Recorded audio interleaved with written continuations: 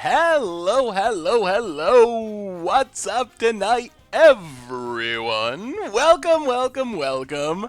With or without plan, die for Vermin MX Bot Punchels, Mr. Nubbles. Lockout, what's going on tonight? Mean Pork, good to see ya. Shuka Plays, how goes it?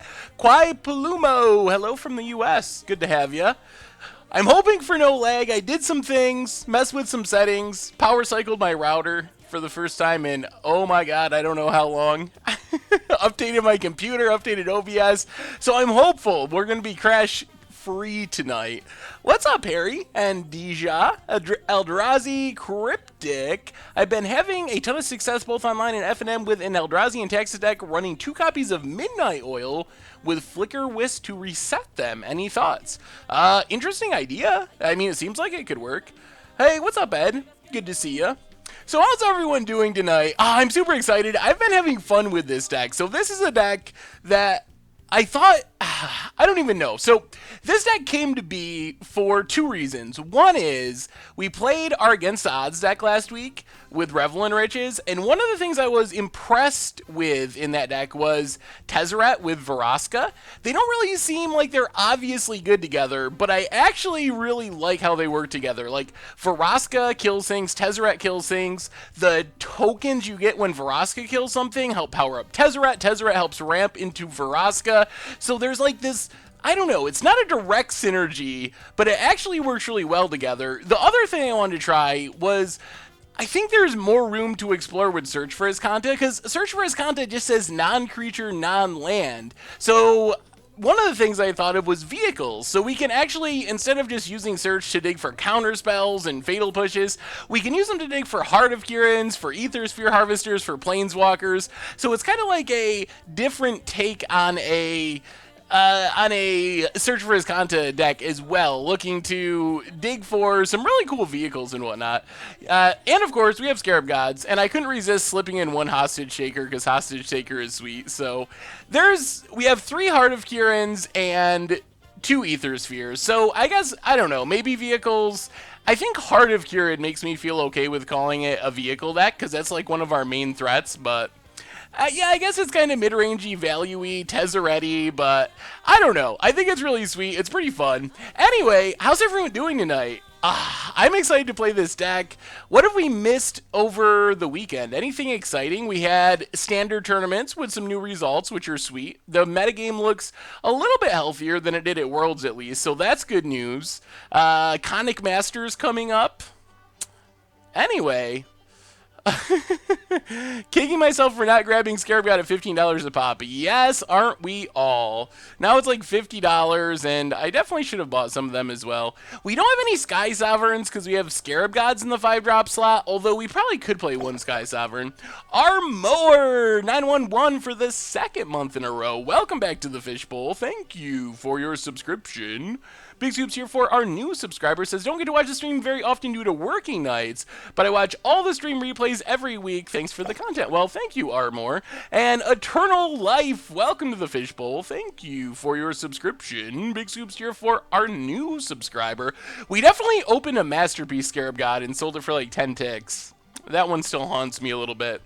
Anyway, everyone, let's do our reminders. We'll talk about the deck. Then we can chat about whatever. Ixalan Standard. We can talk about Iconic Masters. Anything and everything. So, of course, MTG Goldfish Replay YouTube. That's where you can find all the old streams, including this stream in the future. 15 Newbie, welcome to the Fishbowl. Thank you for your subscription. Big Scoops here for our new subscriber. So, Replay YouTube for all the old streams. Normal YouTube. We had a pretty wacky budget magic come out yesterday, Revolt Treasure Ramp, featuring Trove of Temptation, which is a card we're going to play again, because Trove of Temptation was actually pretty sweet. I was pretty excited about that. We have Heart of Kirans, for whoever said fake news. So we have 5 vehicles, not like a million vehicles, but kind of a lot of vehicles. So check that out on the normal YouTube. Against the Odds featuring Sunbird's Invocation coming out tomorrow. The deck is a blast, so you're not going to want to miss that one. And of course, merch page if you want to check out t-shirts and tokens of playmats to support the stream and the channel and the site. That's the place to do it. Also, donations are available down below. $2 or more, you get your message right on stream. Certainly not required, but always appreciated. Hey, what's up, D-Many? Good to see ya. So let's talk a bit about Sultai vehicles. So Sultai vehicles, I don't know if it's a good name. Maybe it's not the right name. 5 vehicles. I did have 4 Heart of Kirin, so we had 6 vehicles. But maybe we don't have enough vehicles for it. So the basic plan of the deck is we're kind of like mid-rangey, value-y, planeswalker-y, vehicle-y. So really what we're trying to do is just kind of like play planeswalkers, play Veraskas and Tezzerets, generate a bunch of value. Our main plan for crewing our Heart of Kirins is to use our planeswalkers, like our Tezzerets and Veraskas, so we can like play Tezzeret, use it to crew our Heart of Kirin, get in some damage, leave it back on defense. So that's some nice synergy. Otherwise, we got some good bug value stuff. Scarab Gods, a Hostage Taker, some Rogue Refiners, a good vehicle crewer. That was one of the main reasons we have Rogue Refiners and Deathgorge Scavengers over other options like Champion of Wits, is they are able to come down and crew Heart of Kirin on turn 3. So that's one of the synergies there. Removal-wise, Fatal Pushes, Vraska's Contempt. Fatal Push, very good with Vraska and Tezzeret because of the tokens they make. And 1 copy of Walk the Plank. Servant of the Conduit, just to ramp us into our Tezzerets and whatnot. 1 Treasure Map, just kind of for value, and then 2 Search for Iskanta, which is actually pretty sweet. Even though we don't have like a ton of spells, when we're digging for Veraskas, we're digging for Tezzerets, digging for Heart of Kirins, we have a lot of really powerful things we can hit. Filthy Rascal, welcome to the Fishbowl. Thank you for your subscription. Big Scoops here for our new subscriber. Probably the sweetest part of this deck is it's pretty easy actually to ultimate Tezzeret. This is just one of my decks, Mean Pork. So it's pretty easy to ultimate Tezzeret, and the vehicles maintain their abilities. So Heart of Kirin's a 5/5 flying vigilance once it gets hit by Tezzeret's ultimate. Aether Sphere Harvester, still gaining us life every turn, 5/5 flyer. So we're a really good Tezzeret ultimate deck, better than most. Don't worry, we will be seeing Tishana soon, I promise that. As far as the sideboard, pretty simple. Deathgorge Scavengers for life gain, Graveyard Hate. Duresses for control decks. Bantu's Last Reckoning for aggro-y decks. Negates, kind of, for wherever they're good against approach, against control. Vraska's Contempt to deal with Scarab Gods, Hazarats, and Doomfalls, kind of just all-purpose. So, yeah, Big Scoops cheer. That's kind of the shout-out for people who subscribe. So that's what we're battling with tonight. So we'll see how it goes. I really like this deck. I think it's kind of fun and unique. It plays a lot of cards that I really just like playing. I think Tezzeret's actually really fun. And I think he's finally starting to catch on a little bit. Have you played any of the tokens lists? If so, which ones have you liked more? So we actually just played the Abzan tokens list, and it did not go super well for us. I cannot have success with that deck for some reason. I know other people do, and it works, but I can never make the Abzan tokens list work. So I might go with the Esper one, just because I never have success with the Abzan one. Swooping Hawk, welcome to the Fishbowl. Thank you for your subscription. Big Scoops here for our new subscriber. What do you think about a standard version of 8-Rack for Against the Odds? I think that could be really fun. What's up, Justin? I think it'd be really fun. My concern is, what do we do once we run our opponent out of cards? We don't have any way of punishing our opponent for being out of cards. So that's the problem I haven't been able to solve yet. Jace DPD for the 8th month in a row. Welcome back to the Fishbowl. Thank you for your subscription. Big Scoops here for our new subscriber. Combat Celebrant God Pharaoh's Gift? That's pretty spicy. That is a way to close out the game quickly. Justin Darren, welcome to the Fishbowl. Thank you for your subscription. Big Scoops here for our new subscriber. And on to round 1 with Sultai vehicle-ish. Ooh, well, no vehicles, but this hand's pretty good. We got Aether Hubs, got Rogue Refiners, Servants, Scarab God. Hey, thank you, Justin Darren. Torment of Hailfire for the finisher and standard 8-Rack. Yeah, I guess that could work. Oh, the mono white monument deck. I like. Oh no. Why are our lands ugly? I swear I put in beautiful lands in this deck. Oops. Alright, Ether Hub. Wild Jabin, welcome to the Fishbowl. Thank you for your subscription. Big Soups here for our new subscriber. Would you ever do a Commander Against the Odds? What about Against Odds? What? Whoa! $25 donation from Filthy Rascals. Hey, Seth, I've been playing your Nevermore deck in Modern and was wondering if you had any update suggestions. Ooh, hang on a second. Let me pull this up. Thank you so much. $25 donation that is super amazing. Thank you, thank you, thank you. I will finish reading it 1 second. I'm never fast enough to read it on the screen. All right. Filthy Rascals, $25, playing Modern Nevermore, was wondering if you had any update suggestions. Thanks for all the great content and hours of entertainment. Well, thank you so much for the donation, Filthy Rascals. As far as updating Nevermore, I haven't really done anything more with it. You could say I have played it Nevermore over the last few months since we did it for Budget Magic. So not yet. Stream mode, good call. Kara Ashmore for the 7th month in a row. These are not my beautiful lands. This is not my beautiful house. Very good. Thank you so much for the resubscription. Definitely appreciate it. Alright, stream mode. Stream mode. There we go. Yeah, so we'll just run out Servant and pass the turn.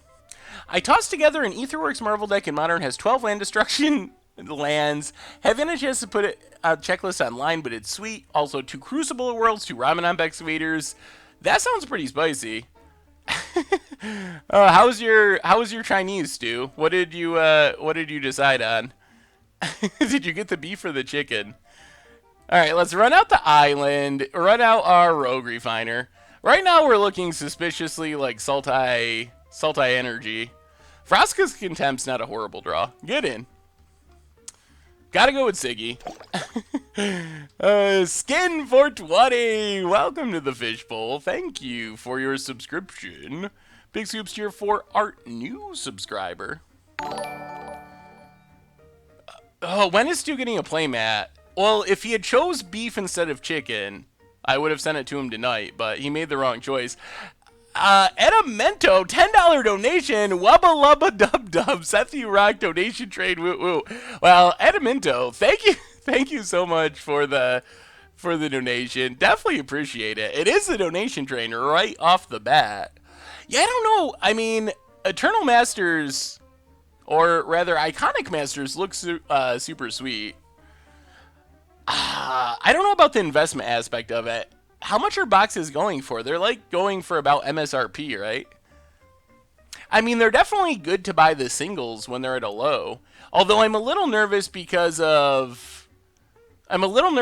have another Masters coming out on in March, I believe, is the next one, 25th anniversary. Hey, thanks, Professor. Working on Trash for Treasure, shape anew into Possess Portal. Ooh, that's spicy. There goes Scarab God. We actually wanted to resolve Scarab God. Opponent, opponent, opponent. Hey, no problem, Justin. Hopefully we got the Twitch stuff, resolved, I think. Oh, 185. That seems like a pretty reasonable price. I would pay 185 for a box. Well, let's play the land, run out our Rogue Refiner, number 2. We did lose our Scarab God. This is where he'd love to be resolving a Planeswalker, but Fatal Push.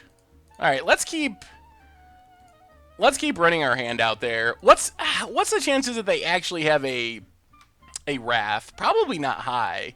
Like, what Wrath does this deck even have? Bantu's Last Reckoning? Sammy for the 9th month in a row. Yes, 3 months to the year. Thank you so much for the subscription. Welcome back to the Fishbowl.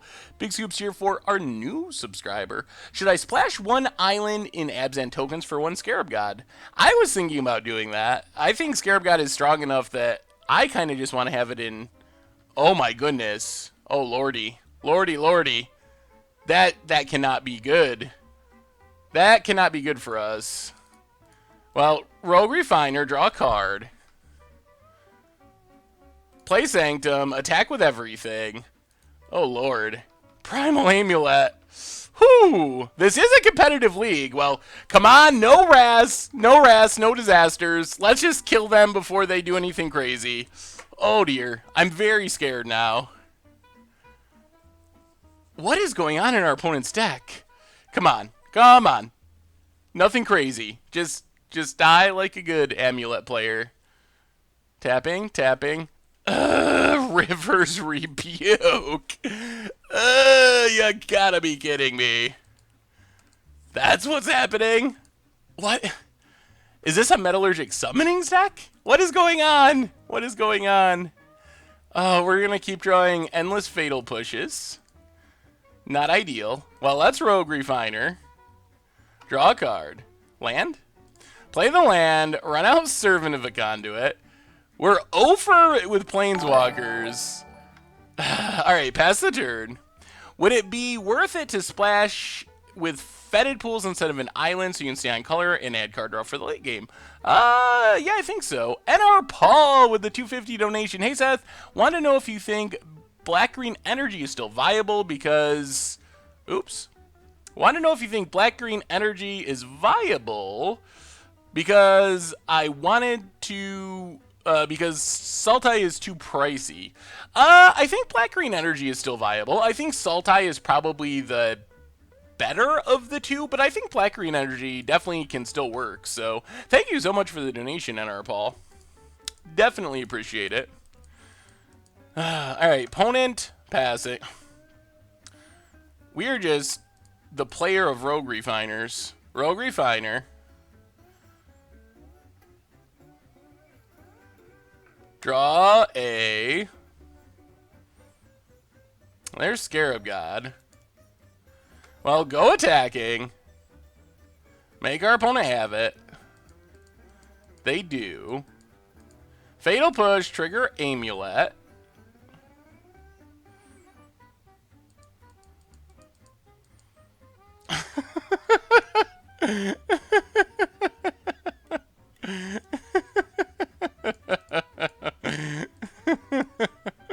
We're probably going to lose to this, aren't we? Oh, no. No. Our opponent's playing Rebuke Tribal. Winds of Rebuke, Rivers Rebuke, just... If it's got... Oh, my goodness, and we've drawn all 4 Fatal Pushes. It's the comedy of errors where just every single thing goes wrong. Everything goes wrong all at once. Oh, man, please let us kill our opponent. Oh. Oh. Ah.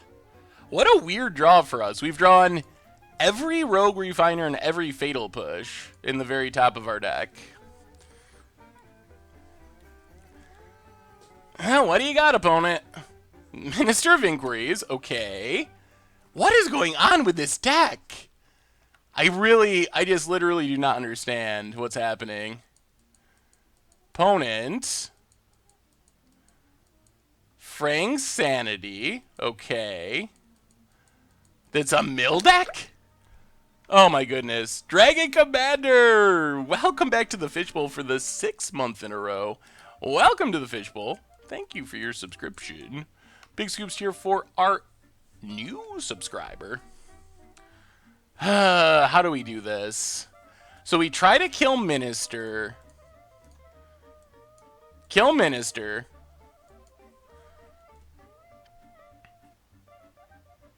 Oh! Oh, we got there. Wow!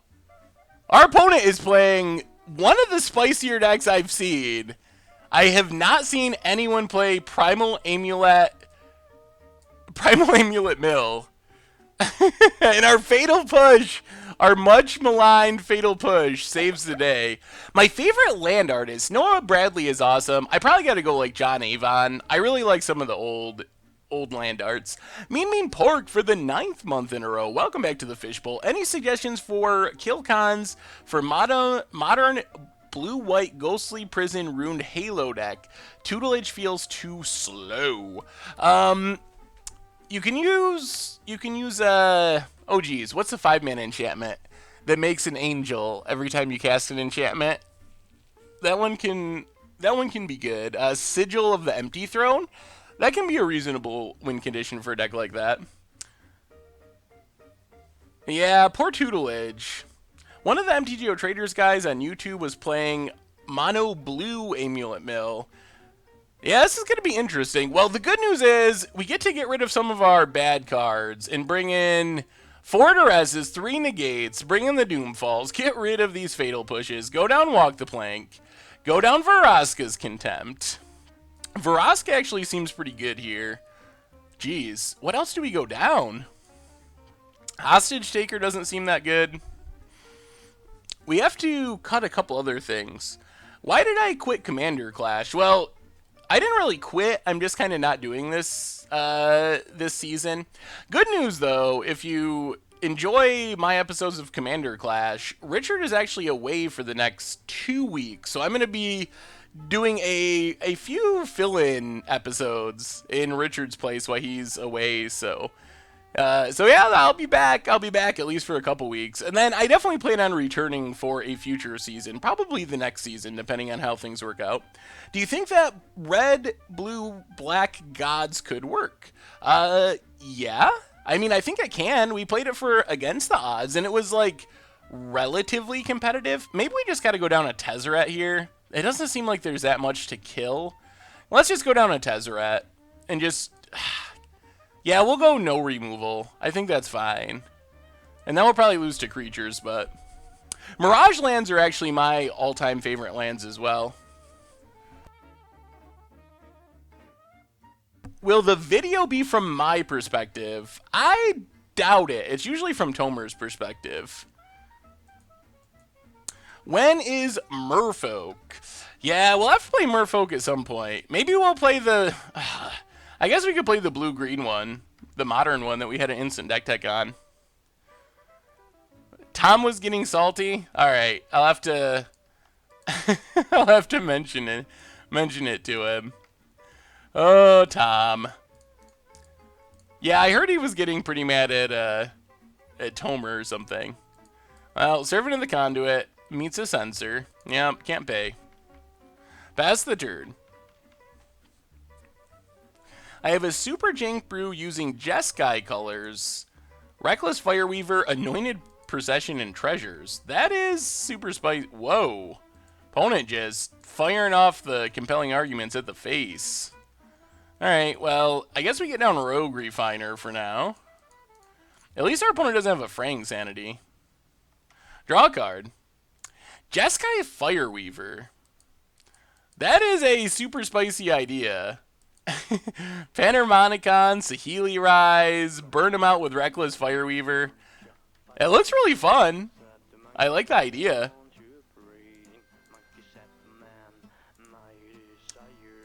There's the Amulet. Not going to do well at dealing with it from the battlefield. We can run out of Tezzeret, though. Oh, there's a Negate, too. Well, get in with Rogue Refiner. I think we're just going to Tezzeret here and not leave up Negate. I think that's fine. Play Ether Hub. Get an energy. I mean, it's kind of greedy. Yeah, alright. Let's just serve into the Conduit and leave up Negate. Next turn, we can Tezzeret and Negate. Good luck tonight. I'm a sucker for Simic. Ooh, let me see Sean Carter. Yeah, sometimes Tom is recording right after a long day at work, so that might be part of it. Paladin1111, welcome to the Fishbowl. Thank you for your subscription. Big scoops cheer for our new subscriber. Alright, opponent passes. Search for his Kanta might not be good against the mill deck, although it will flip really quick. Play Field of Ruin. Let's get down our Tezzeret, I believe. Can't resist the Tezzerator. Oh, I'll be back on Commander Clash, don't worry. Just taking a break for a minute, but I definitely will return. Opponent cycles. Christopher, welcome to the Fishbowl. Thank you for your subscription. Big scoops here for our new subscriber. So, make a non-treasure treasure in Ethereum Zell. Go attacking.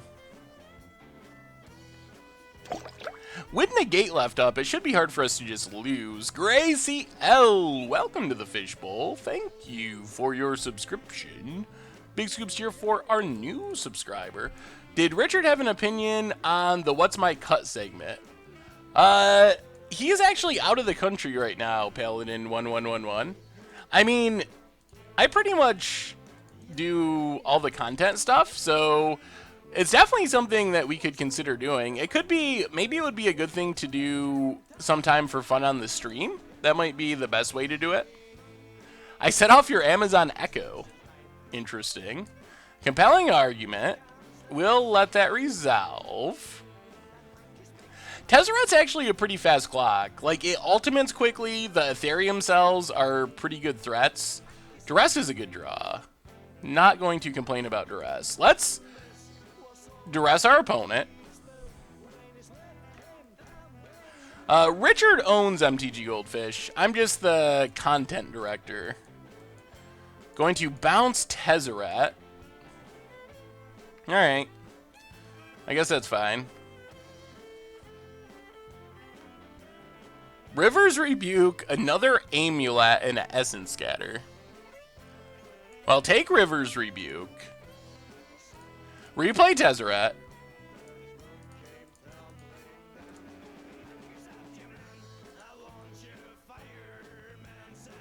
Plus Tezzeret. Opponent's hand's not very good. I don't know about this mill deck. It does not look particularly scary to me. Hit our opponent. Pass the turn. Hey, what's up, Sammy? Did you get the sub donation money, or does it go to the company? So the donations go to me. The sub money just is kind of included in all the company money. Another Primal Amulet. So our opponent's spells are ultra cheap. Deathgorge Scavenger. Well, take up Tezzeret. I guess we run out a Rogue Refiner in case we draw like another Negate. Actually, this is probably silly because we let our opponent Essence Scatter it. I guess that doesn't matter though. Now our opponent's empty-handed, and I don't know how they can win from here. So just hit our opponent. Yeah, I don't know about this blue-black mill deck. No bans, I think, was a good decision. Also, I like that Wizards left open the door to doing some bans after the Modern Pro Tour, or unbannings more specifically. But I don't think anything needed to be banned right now. Do you agree with Jeff Hoogland's opinion that if you want to play a grindy attrition deck in Modern, you should play a different format since everyone is trying to kill on turn 3 or turn 4? I think that's a bit of an exaggeration. Like, yes, a lot of decks are fast, but I think you can play attrition decks in Modern. I think that's a little bit, going a little bit too far to say like, oh, you just shouldn't play the format if that's what you want to play.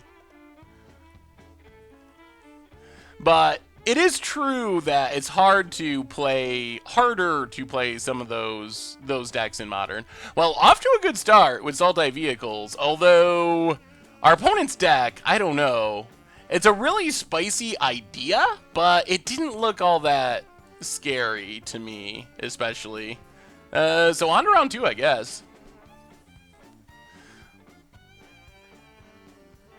Yeah, I think that you can, I mean, like, Jund is kind of a grindy mid-range deck. Abzan.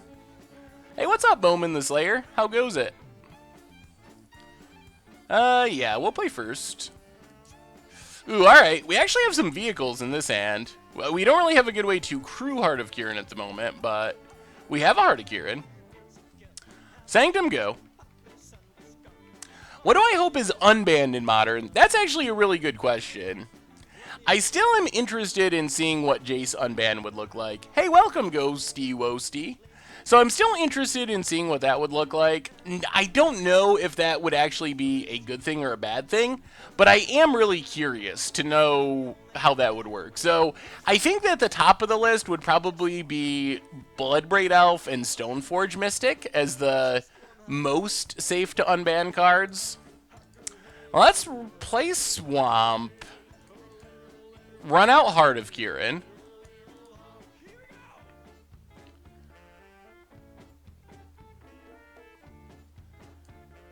Is our opponent going to counter?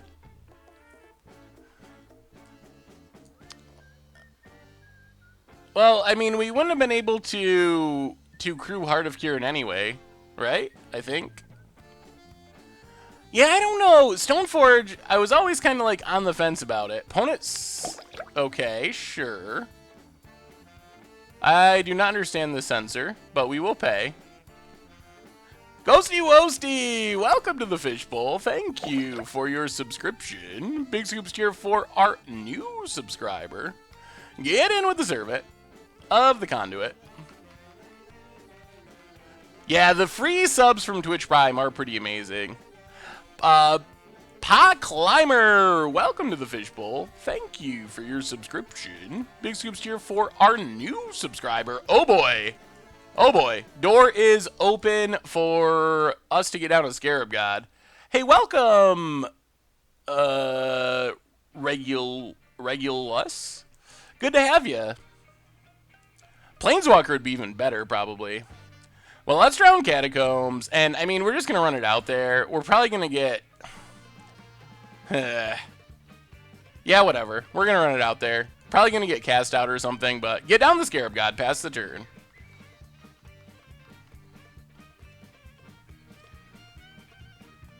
Why do I say how goes it instead of how's it going? I don't know. I just kind of do. Yeah, there's so many degenerate things going on in Modern. It's hard to say if Batterskull from Stoneforge would be too good. All right, let's... I guess we just run out Servant. Man, we really wanted a Planeswalker in this hand. Ruckus, welcome to the Fishbowl. Thank you for your subscription. Big scoops cheer for our new subscriber. Heart of Kieran has been being Gideoned the whole time, so we haven't really had the opportunity to do anything with it. It's just kind of not dealing damage. New donation from Kingsdock. The key to standard 8-rack is... hang on. $3 donation from Kingsdock. The key to standard 8-rack is Splashing Green and flip Amulet for ramp into Veraskas and Lilianas and copying Torment of Hailfires. Ooh, okay. Alright, I see what we're going for. That makes sense. That sounds super spicy, that's for sure. Thank you for the donation, by the way. More lands. Well, I guess we just send both at Gideon. If we get settled, we get settled. There's not really much we can do about it.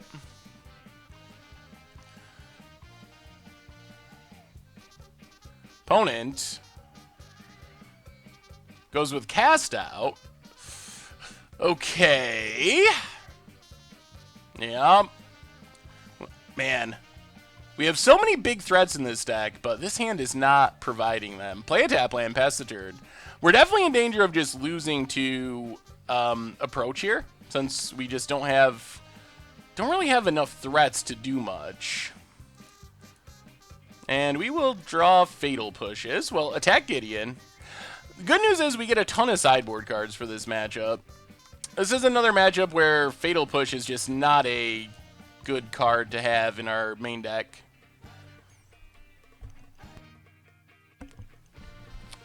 Takes up on Servant.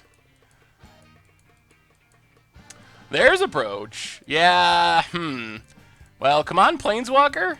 Oh, no! Oh, it's really ridiculous. Well, play Hostage Taker.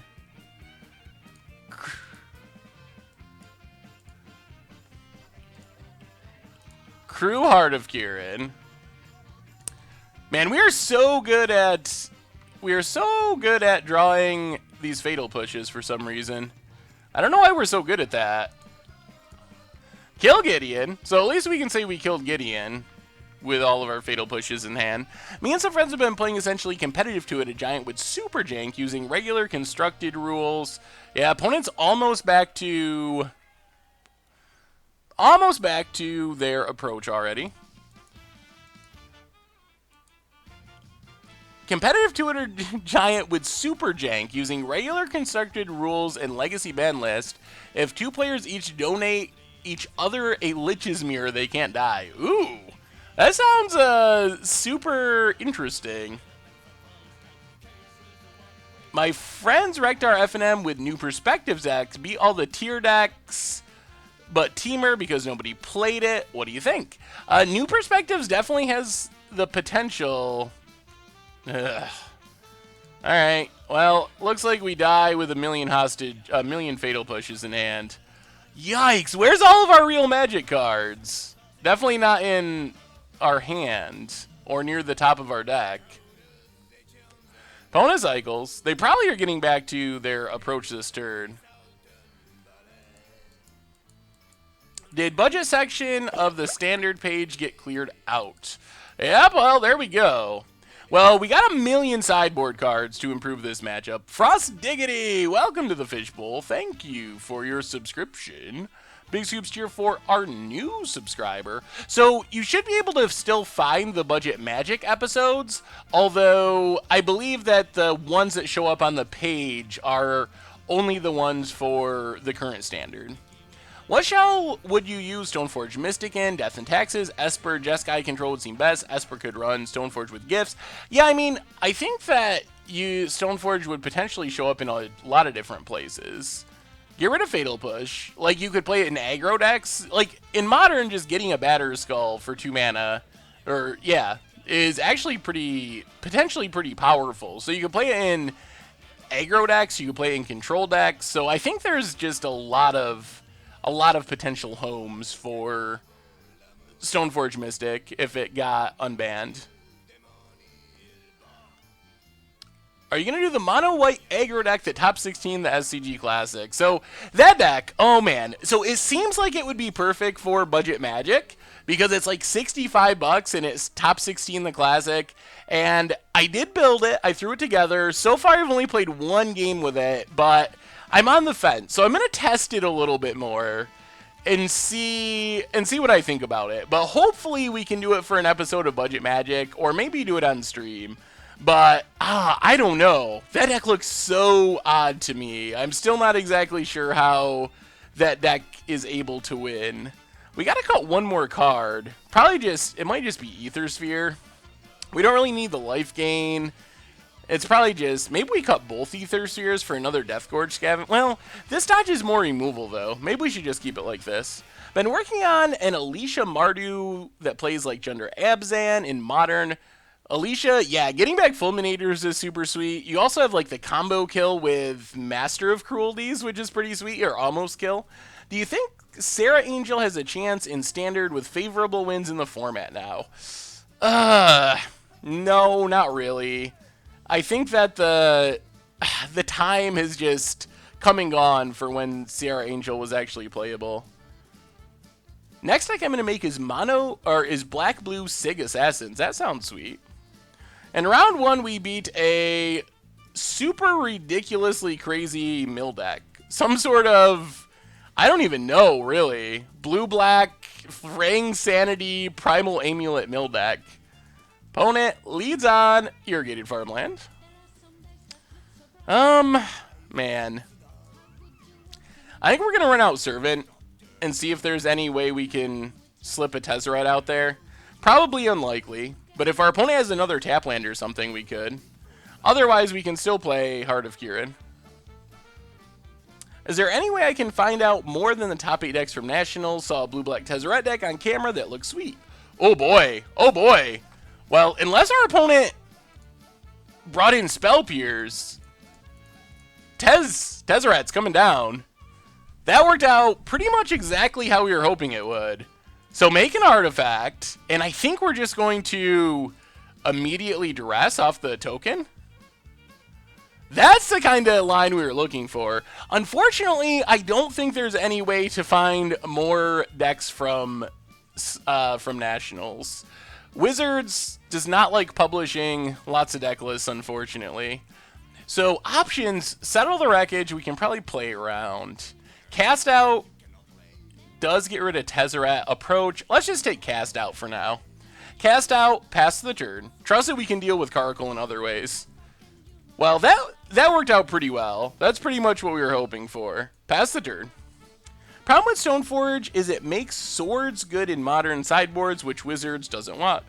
Why does Wizards not want swords to be good? Opponent plays an island and passes. We get a Rogue Refighter. Well, take up Tezzeret. Run out Heart of Kirin. Opponent's hand doesn't have anything, right? Anything relevant? Play Ether Hub. I think we're just going to Rogue Refiner here as well. Might as well do it while we have the opportunity. Run out Rogue Refiner. If they drew a Censor, they drew a Censor. Ooh, Deathcord Scavenger. Alright, pass the turn. Who does the art on the thumbnails? That person is a genius. No, I do not do the art. The artist is Andreo Kitani. I think he has an Instagram, but he's not like a super well-known artist in the US, I don't believe. Do I think anything should have been banned or unbanned? Oh, really? Opponent. Opponent. Yeah, oh, man. Alright, well, they found another cast out, unfortunately. We draw a pretty useless land. Well, Deathcord Scavenger comes down. We still have a pretty fast clock, although Settle the Wreckage is kind of an annoyance. We're going to eat the Supreme Will in case there's torrentials. Deathcord Scavenger. Crew Heart of Kirin. Go attacking. Hit our opponent. Play Sanctum. Pass the turn. Opponent can just play Caracal, though, unfortunately. Man, that was a huge draw for our opponent. There's Caracal. How would Twin unbanned affect Modern? I think that Twin would immediately become the best, among the best decks in Modern. It still might be a good thing, but I think it would definitely be very strong if it was unbanned. Well, crew up Heart of Kirin. Get in with Heart of Kirin.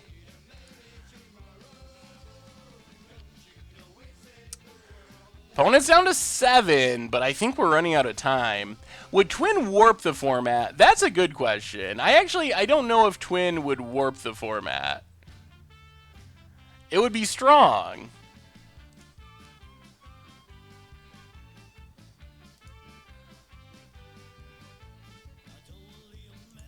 But as far as actually warping the format, I'm not sure. Oh my goodness, they drew another Caracal! Oh my goodness. Oh wow. Oh wow. Well, this has been the nightmare. They hit the second cast out in the one-turn window where they would have lost to Heart of Kirin. We're just drawing more and more lands. So we put our opponent to 3 and then just lose, essentially. Yikes. Well, hit our opponent, down to 3. Play our another land.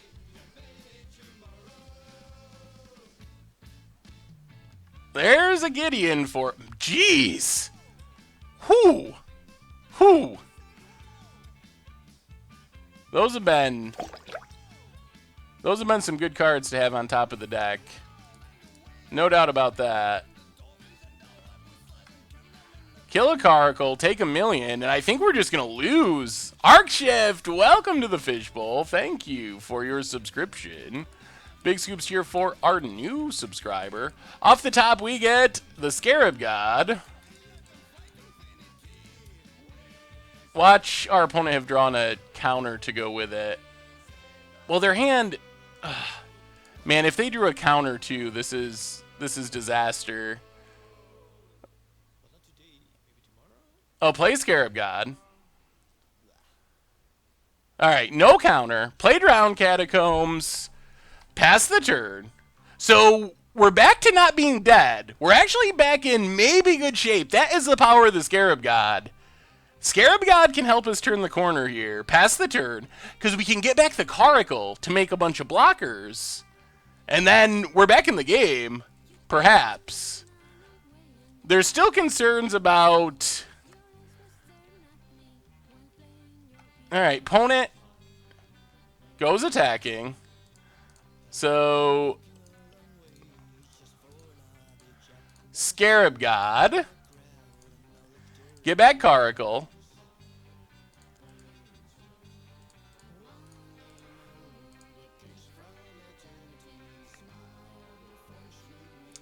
Make some blockers. Block Caracal. Block Gideon. Block. Block. Block. Alright. Wow. Are we back in this? Block everything. Stay at 4. Whoo! Yeah, I wish Wizards would publish more lists. That would be nice. Opponent, are they trying to approach without enough mana? Opponent passes.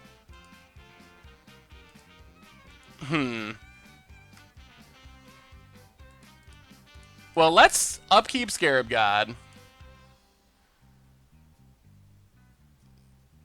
Get back Rogue Refiner. Draw a card. We really would like Duress. Ooh, that works. Bottom, negate to the top. Alright, we're back in this. We're back in this. We draw the negate. So send Caracal at Gideon.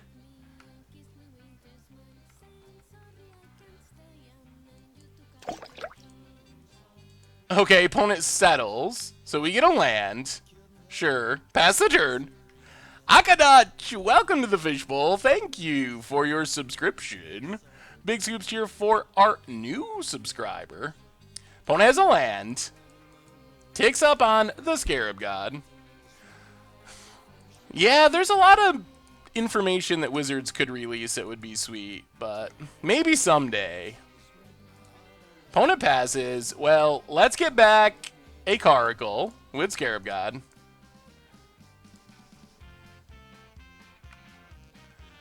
Make some cats. Do some scrying. Still wouldn't mind another Duress. Doomfall works. Doomfall counts. So Sanctum to the bottom. Doomfall to the top. Doomfall our opponent. Wow, I think we might be coming back. Negate and settle. Huh.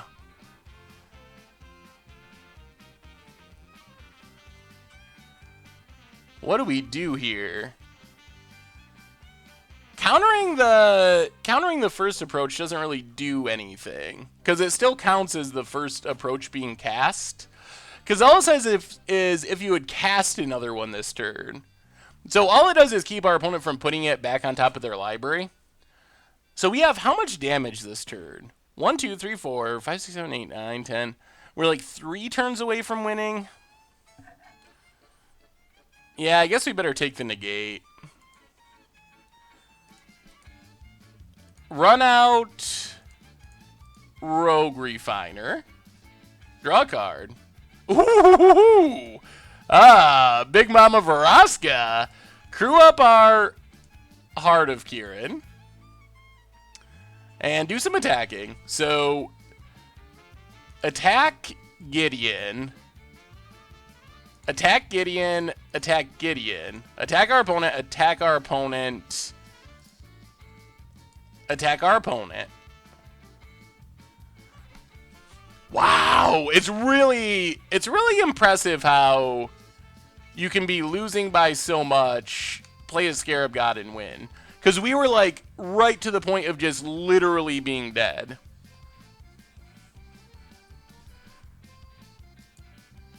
Opponent passes. So we get to Scarab God's Cry. The other nice thing about leaving... Ooh, alright. Tezzeret to the bottom, unfortunately. Negate to the top. What do we even do here? Do we just attack with everything? I guess we can crew Heart of Kieran to get in some extra damage. Go to combat. Go attacking. We're going to spend a negate here for the settle. So there's a settle. Negate settle. Hit our opponent for a bunch. And I think we just have lethal next turn. Whoo! Wow, that is the power of Scarab God. We were very, very close to just being literally dead. We get one Scarab God, and there we are. Whew. Well, that was pretty good. Yeah, we could have Vraska there. I don't even know if Vraska was 100% necessary, honestly. Yeah, with 2 negates, it was pretty safe to attack into the settle. People are saying Stoneforge Mystic is okay in Modern because Push and K-Command exist. Reminds me of the Dice to Doomblade argument. Can't take it seriously. Do you think those 2 cards are good enough answers? So I have always thought that Stoneforge Mystic was unsafe for Modern unless Batterskull was banned. Although things have... Death Shadow is a good argument that it might be okay. I guess that would be my counter argument to that, is that, I mean, Death Shadow is often coming down by turn 2 as a huge creature. Batterskull coming down on turn 3, is that really too degenerate in a world where we have Death Shadows and turn 3 Trons? So I don't know. I don't know if it's too good at this point. The thing that does concern me is it's yet another way that grindier control decks get punished. Because those are the decks where you're bouncing Batterskull again and again and again and again. Those decks are going to suffer because of that. So that would be, I guess, one of my concerns. Yeah, I guess we'll keep it like this. Stoneforge Mystic into Pirate's Cutlass. Apparently that's Ixalan Limited. Whoever draws the most Pirate's Cutlasses, whoever gets the most in their deck is the winner. Alright, I mean, we got a negate. I think this... Is this hand enough? Is just... negate is good. The risk is we just draw land, and then things go south in a hurry if we do that. Oh, man. But we do have our colors. We can cast all of our stuff. Yeah, I'm not a big fan of Ixalan Limited. I think I'm going to do another rough drafts for it, though. I think. Hopefully. I was kind of hoping that we'd have a sweet flashback draft, but I don't think any are coming too soon. Yeah, we'll try this. Mostly on the strength of negate. Island for our opponent. No land. Please, no lands. It's a land. Botanical Sanctum. Pass the turn. If Longtusk Cub and Bristling Hydra were limited to 1 activation per turn, would that be enough to rein it in? Ooh. Well, another negate's nice. It might be. It would definitely make them fairer. Whether or not that's... Yeah, that might be enough. Opponent plays a land and passes. Well, play a forest. I guess we just run out Deathgorge Scavenger so we have a threat. We can start leaving up negate next turn. Hopefully we don't get Gideoned or something.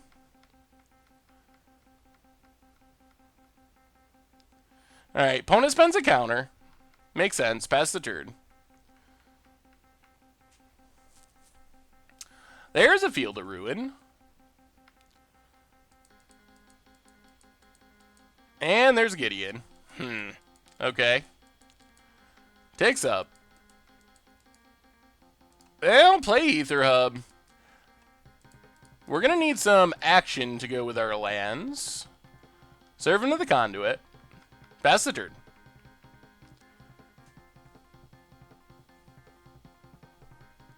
Yep, takes up Gideon. Ooh, misses their land drop. Well, play Ether Hub. I guess we just run out Heart of Kirin as an additional threat.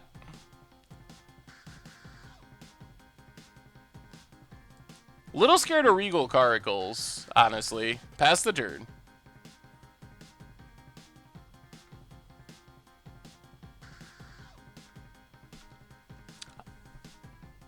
I think it's annoying people always just complain about the best decks. Even Marble was banned and people complain about easily answered threats. Yeah, I mean, what's up, Assassinate? How goes it? Opponent's gonna... Huh. I don't know why they're killing our Ether Hub. We'll just grab an island. This song is Scream If You Wanna by Weisiger. So, see, maybe our opponent was trying to fix their mana? What decks are people complaining about now, though? Oh, man. Come on, something to crew Heart of Kirin. Well, technically that works. Play Servant of the Conduit. Get some energy. Play the land. Double crew. Probably just going to get hit by Cast Out or something, but... Do we counter is the big question. Opponent probably has Settle, but they didn't need... They already had double white. So go after Gideon. The question's going to be, do we spend a negate if they try to kill Heart of Kirin? Lots of complaining about Storm. Well, that's kind of justified. Storm isn't a very fun deck. Yeah, I think we're actually going to do this. I hate spending a negate, but I think killing Gideon and having a threat is probably worth the effort. Ellen Probito for the 4th month in a row. Welcome back to the Fishbowl. Says, thanks for the shame scoop and the Mucha Brew episode. That was sweet. Yeah, that was one of my favorite wins in a long time. I can't believe that bluff worked. The odds of that bluff working are so tiny. But it did, and it was super amazing. Opponent passing. Come on, duress or threat. Ugh. Boy, this is what we were afraid of happening. Grew up Heart of Kirin. Go a Gideon.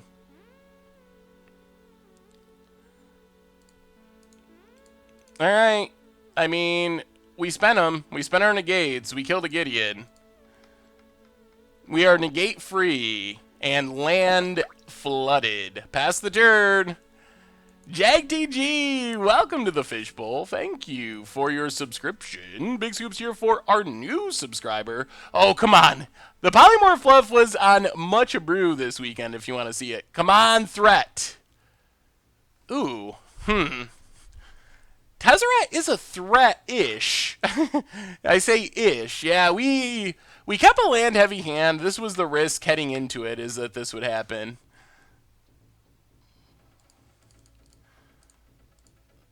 Well, play Tezzeret.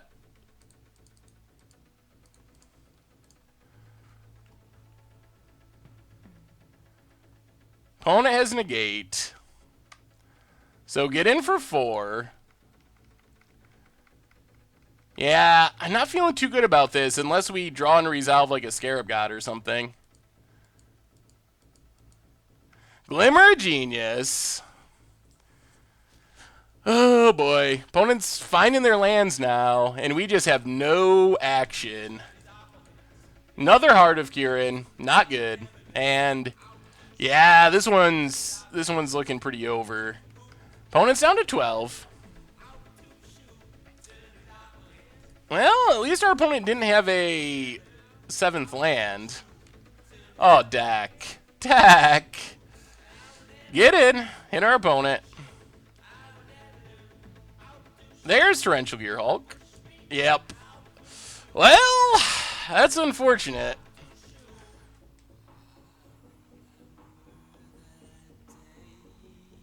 Tezzeret's pretty awesome. in general and in this deck.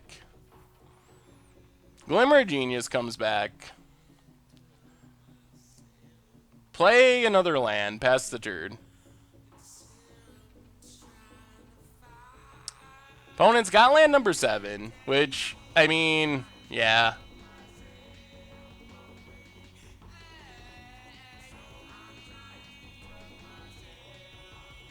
That's not a punt.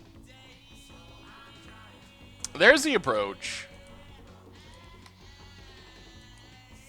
Aethersphere Harvester.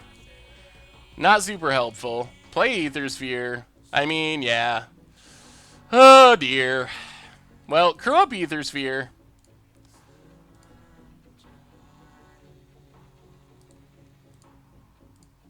Crew up Heart of Kirin. But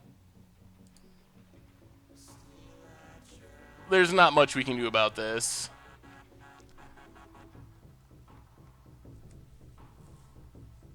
Another land for our opponent.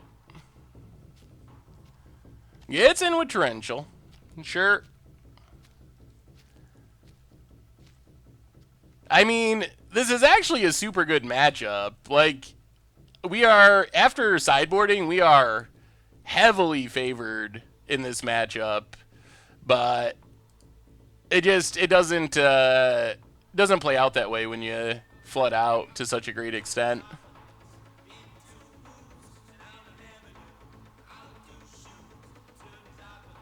Opponent has cast out. Yep, there goes Heart of Kirin. Play Search. Search gets countered.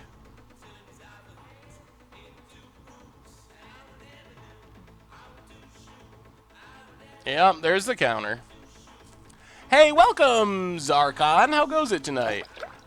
Night Owl for the 10th month in a row. Welcome back to the Fishbowl. Thank you for your subscription. Big scoops here for our new subscriber. What's up, Diggle Wraith? How goes it? Down to 10. Opponent passes. We'll draw some more lands.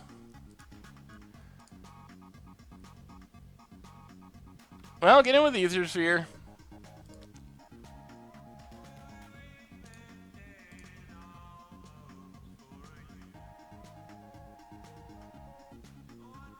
Opponent has Settle. Well, we can always use more lands. Can never have too many. Play Heart of Kirin. Play Sanctum, pass the turn.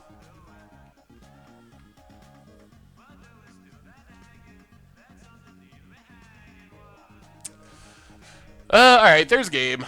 Yep. Dak. Well, that was a disappointing one. I'm mostly disappointed because, we're just so incredibly good in that matchup, and we just drew, like, so many lands. Dixie, welcome back to the Fishbowl. Thank you for your subscription. Big tubes here for our new subscriber. Hey, welcome, Bargy. How goes it tonight? Good to have you. All right, quick 30-second break. We haven't done a break yet, and we'll be right back with round number 3 with Sultai vehicles.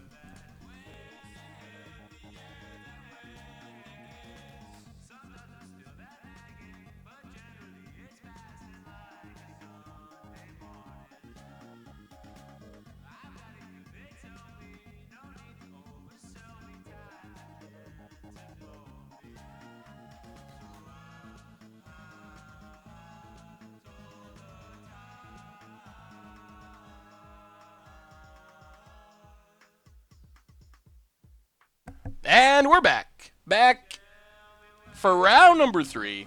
I mean, that happens. Sometimes you just draw a lot of lands. Nothing to be upset about. That's the variance of Magic. I mean, that's what makes Magic fun, is the variance to some extent. But it's never super fun when it happens to you. I have a feeling Scarab God is next to get hammered in Standard. So, why is Scarab God so expensive? I mean, it's really good. It's a mythic. It comes from a set that doesn't have a lot of value in it. So I think it's... Oh, Moto! Moto, why you do this to us? Man, someday we gotta count fatal pushes drawn in game 1 because the number is insane. Have a good night, Seth. I'll keep you posted more on the Jund updates. Hey, awesome, Psycho Smurf. Enjoy VSL. Yeah, we gotta ship it. Come on, deck. Alright, I mean, we can keep this based on... Oh, Vraska. Vraska's powerful. I think we gotta put it to the bottom for now. We can keep this mostly based on, hopefully, treasure map being good. There's Bonded Courier. Hey, have fun at class, Ghosty Wosty. Thanks for hanging out. Pona gets in for 1 with the Bonded Courier. Well, Deathcourt Scavenger is very good in this matchup, as is Aethersphere Harvester. So we got a couple of our best cards for this matchup. We'll see how it works out. Masterpiece Scarab God in paper is incredibly expensive right now. Opponent, yeah, Scarab God is like a top 5 commander, or at least recently has been very popular in Commander, so that's even more demand coming because of that. Opponent gets in with the Bonded Courier. Another land. At least they didn't have a hasty threat. That's good. Well, play Ether Hub. Run out treasure map. And pass the turn. So this is actually looking pretty reasonable. Ish. Relatively. Yeah, Aethersphere is very good. I don't know when we're going to find time to scry with treasure map, but... Ooh, Inspiring Vantage. Oh, is this Mardu Vehicles? This looks like Mardu Vehicles. PNLR for our opponent. Yeah, I say Bonded Courier because that's a real thing. And, I don't know. Yeah, I guess Scarab God has come down a bit in paper. It was like 200 not long ago. Opponent, down to 17. And passes. Well, play Field of Ruin. I think we're just going to run out our Rogue Refiner, see if we can hit a land.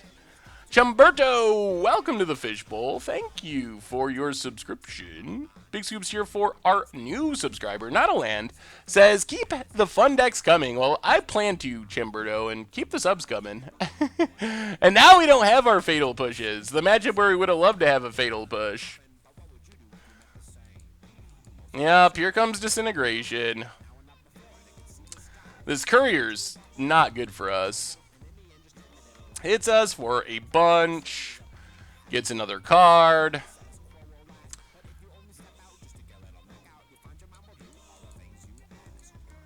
Amulet? I say, that's how I say it. Yeah, we gotta hit a land here. Vraska bottom. And that does it. Well, that was an... Moto has not been friendly to us tonight, I will say. Not friendly even a little bit. Oh, Tia the Shib? It usually comes up... I don't know why it didn't come up.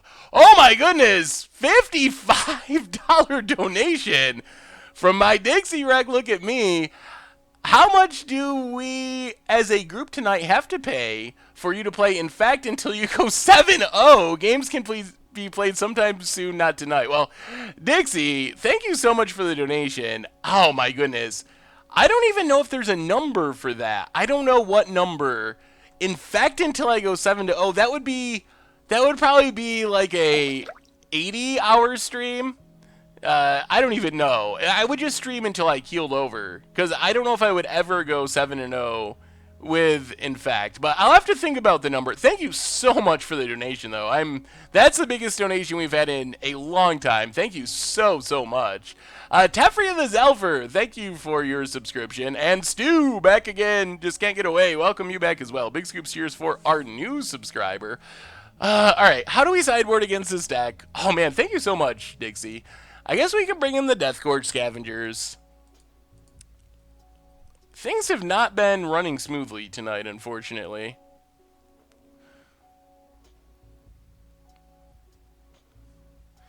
How do we do this? Bantu's Last Reckoning.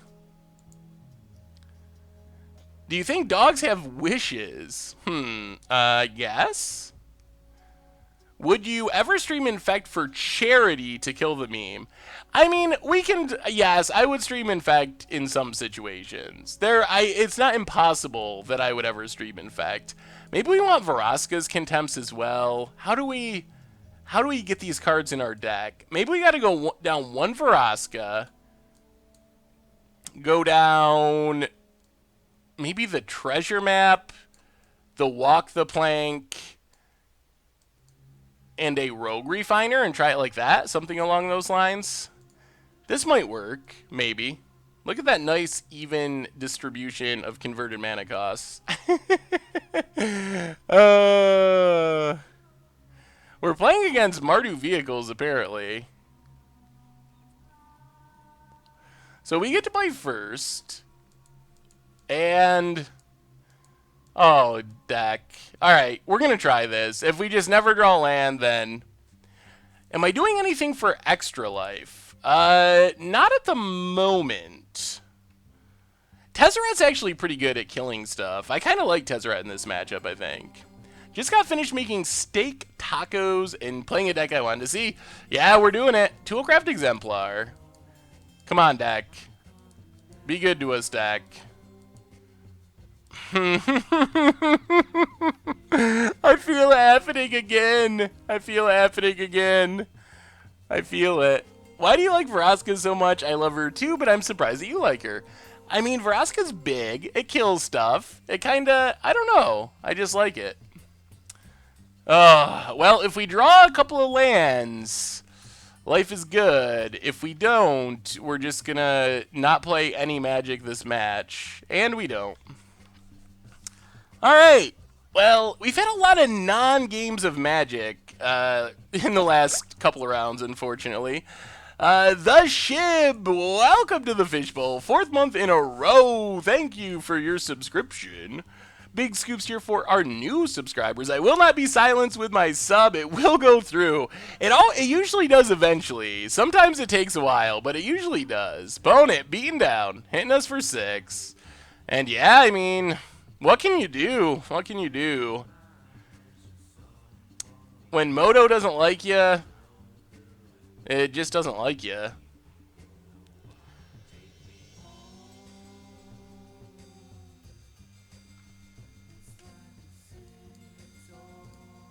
I mean, we can play a land. It's just, it doesn't matter. It's over. So, run out of Deathgorge Scavenger for no value. Pass the turn. Yes, we are 1-0. I guess I can just put it to 1-2 right now, because there's no way we are winning from here. Opponent gets a trigger. Goes attacking. What's your opinion on Bloodbraid Elf? Do you think it should be unbanned? I mean, it's somewhat risky, but...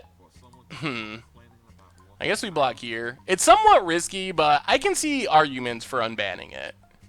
Down to 5. Opponent follows up with another Toolcraft Exemplar. And more threats. It's a Harsh Mentor. And we do not draw land, and we concede, I believe. We go to 7, we take more than 7, and that's the game. Oh, boy. Alright, well, on to round number 4. Was I actually being salty? I mean, I was disappointed that our deck didn't go well, but... I didn't actually consider that would be considered being salty. Have you ever thought about a bug deck? Not the creatures, but cards that are bugged. That would be kind of cool to play a bugged bug deck. Alright.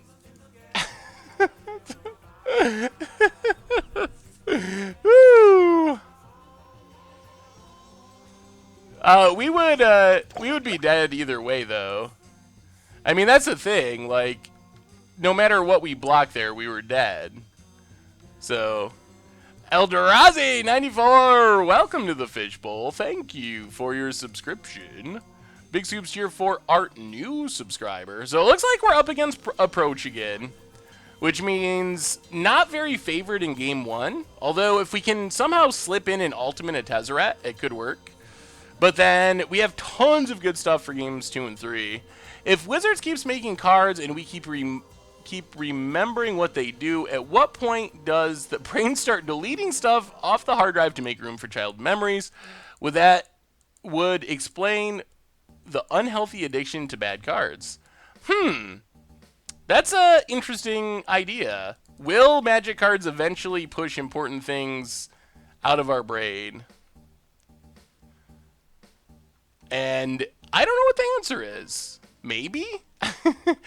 I mean, it seems like we have a lot of our brain that we can't use or don't use, so we can just use that room to put in more Magic cards. Well, time to start slamming Planeswalkers. Play a Swamp. Let's see how many counters our opponent has. Tezzeret. If it resolves, we get to start the beatdowns. Alright. Tezzeret 1 going to be countered by the looks. Acid Bath, welcome to the Fishbowl. Thank you for your subscription. Big Scoops here for our new subscriber. Opponent has Disallow, so pass the turn.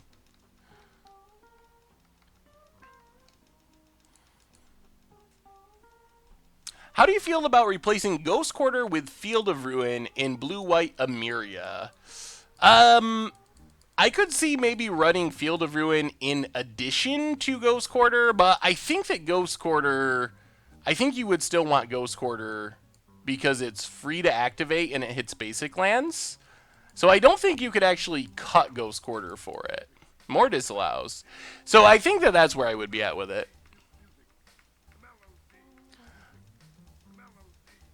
The only problem I could really see with Bloodbraid is it's another Cascade for Living End. Yeah, I mean, I'm more worried about what it would do to Jund. I think that's the bigger concern, is does it just push Jund over the top?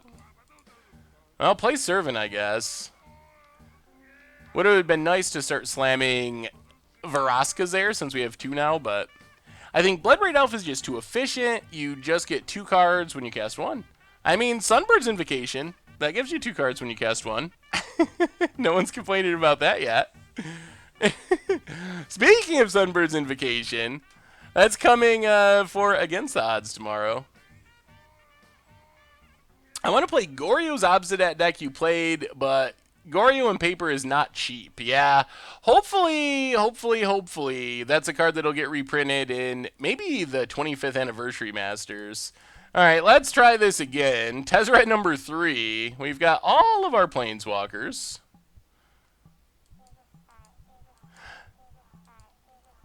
No. Ugh. All right, more counters. Well, get in with Servant.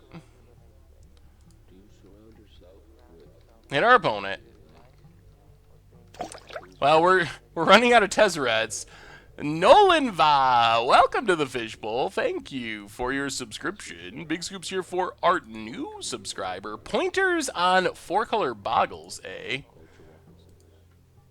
Ooh, that is a spicy Boggles build. Well, play Aether Hub, get an energy. Oh man, are we gonna get torrentialed? Is this just literally counter every Planeswalker we play? Vraska. Are you out yet? Finally? Finally out of Planeswalkers? Come on. Or out of counters for our Planeswalkers? Heart cost 3 to crew. Alright, now they get to flip Search, and that gives them even more counters. Get in with Servant. Pass the turn. I mean, the 4-color Boggles deck...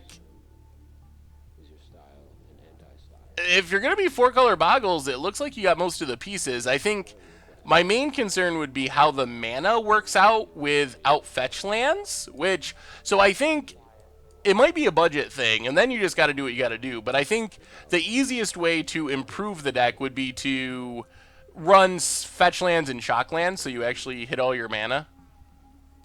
1, 2, 3, 4, 5.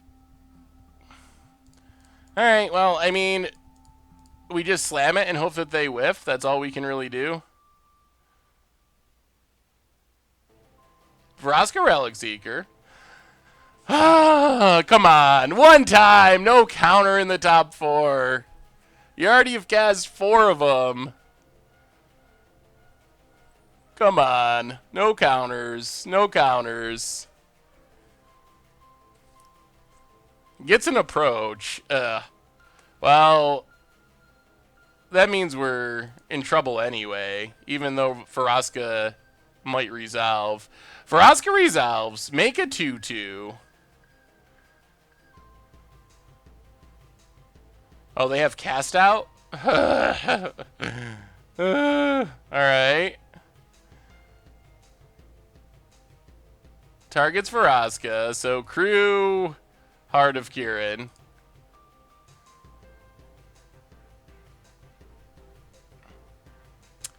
So never mind the good news. There's no good news.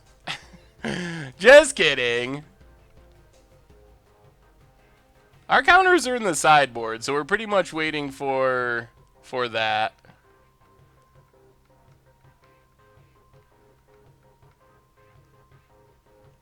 Pass the turn. What do you think would happen if Wizards decided to unban everything in Modern? Not that I want it to happen, just a fun experiment.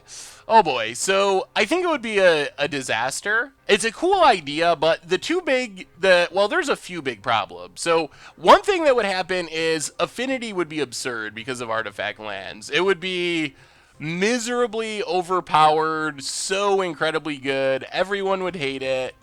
So that would be problem number 1, is how good Affinity would be.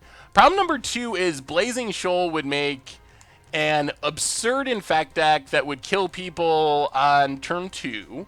So that would probably be unfun. And then the other thing that would be happening is people would be playing Skull Clamp decks, like Elves and various decks like that, and those would be super overpowered as well. So those are the things that would happen that are most concerning. So actually we have lethal, in theory, next turn. If our opponent somehow has nothing, even with their Search for Azcanta. Have you thought about against the odds deck with Abandoned Sarcophagus in a blue-black control shell? I really want to build an Abandoned Sarcophagus deck. I really do. So it's definitely on my radar of something that I want to do. I just haven't figured out the way to do it through a braid is one of the big concerns. Man, is there a chance we can steal this game? Cloud Post is another one, would be like Supertron. Alright, no zombies, no creatures to get. Harvester. So 5, 6, 7, 8, 9. I guess we crew Heart of Kirin. Actually, let's see. 1, 2, 3. Play Aethersphere Harvester. Do the double crew trick. Because we're trying to do this in a way where we have lethal, but still don't just lose to settle straight up. So now we can crew Aethersphere with Servant of the Conduit.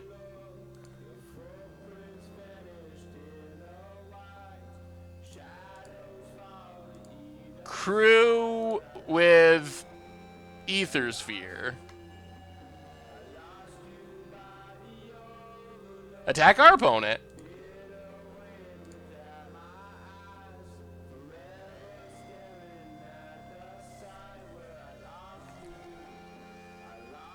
See if they have Search.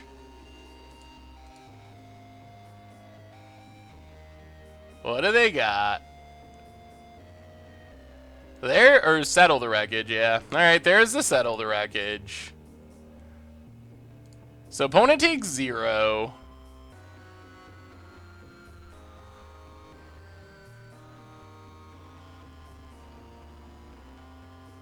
Hypergenesis as well. Yeah, there's a lot of things that would go wrong. or potentially would go wrong if we just unbanned everything. 1, 2, 3, 4. 1, 2, 3, 4, 5. Yeah. I don't think there's a way we can win now before they get their approach. Unfortunately. Do you think the Storm deck is good to start playing with in Modern? It's very competitive, so yes. That's the good news. On the other hand, it is hard to play, so you would actually want to make sure you practiced it a lot, because it is challenging to play, and out of all the decks in Modern, that would be the deck that would be most likely to get banned, I think, at this point. What about all the things that can potentially go wrong cancel each other out? Oh, man. I think people would find it unfun. I think you could maybe do something like that if they were going to put Force of Will in the format or something. But if you think Modern is like combo heavy and degenerate now, it would be twice as combo heavy and twice as degenerate if they made those changes. Fumigate to sweep our board. Cycles cast out. Oh, we might just be literally dead now. Is the Sunbird's Invocation deck going to be in Standard? Anything spicy it can do in Modern? Modern is a tough sell. I mean, Sunbird's Invocation, the challenge with it, I don't really want to say problem. All right, there's the second approach. I don't really want to say problem because it's not a problem, but the randomness of it makes it hard to really combo with. You kind of just... the way I've seen it and the way I think you got to play it is just play it for value. So I think that that's kind of the main challenge. So I'm not sure what you'd really do with it in Modern. Like, you could do cool value stuff, like cast an Avalanche Rider, get an Avalanche Rider. It's kind of almost, maybe the best comparison is it's kind of like a Panharmonicon that works from the stack rather than the battlefield a little bit. Yeah, saffronolive at mtggoldfish.com is the email you can get me at.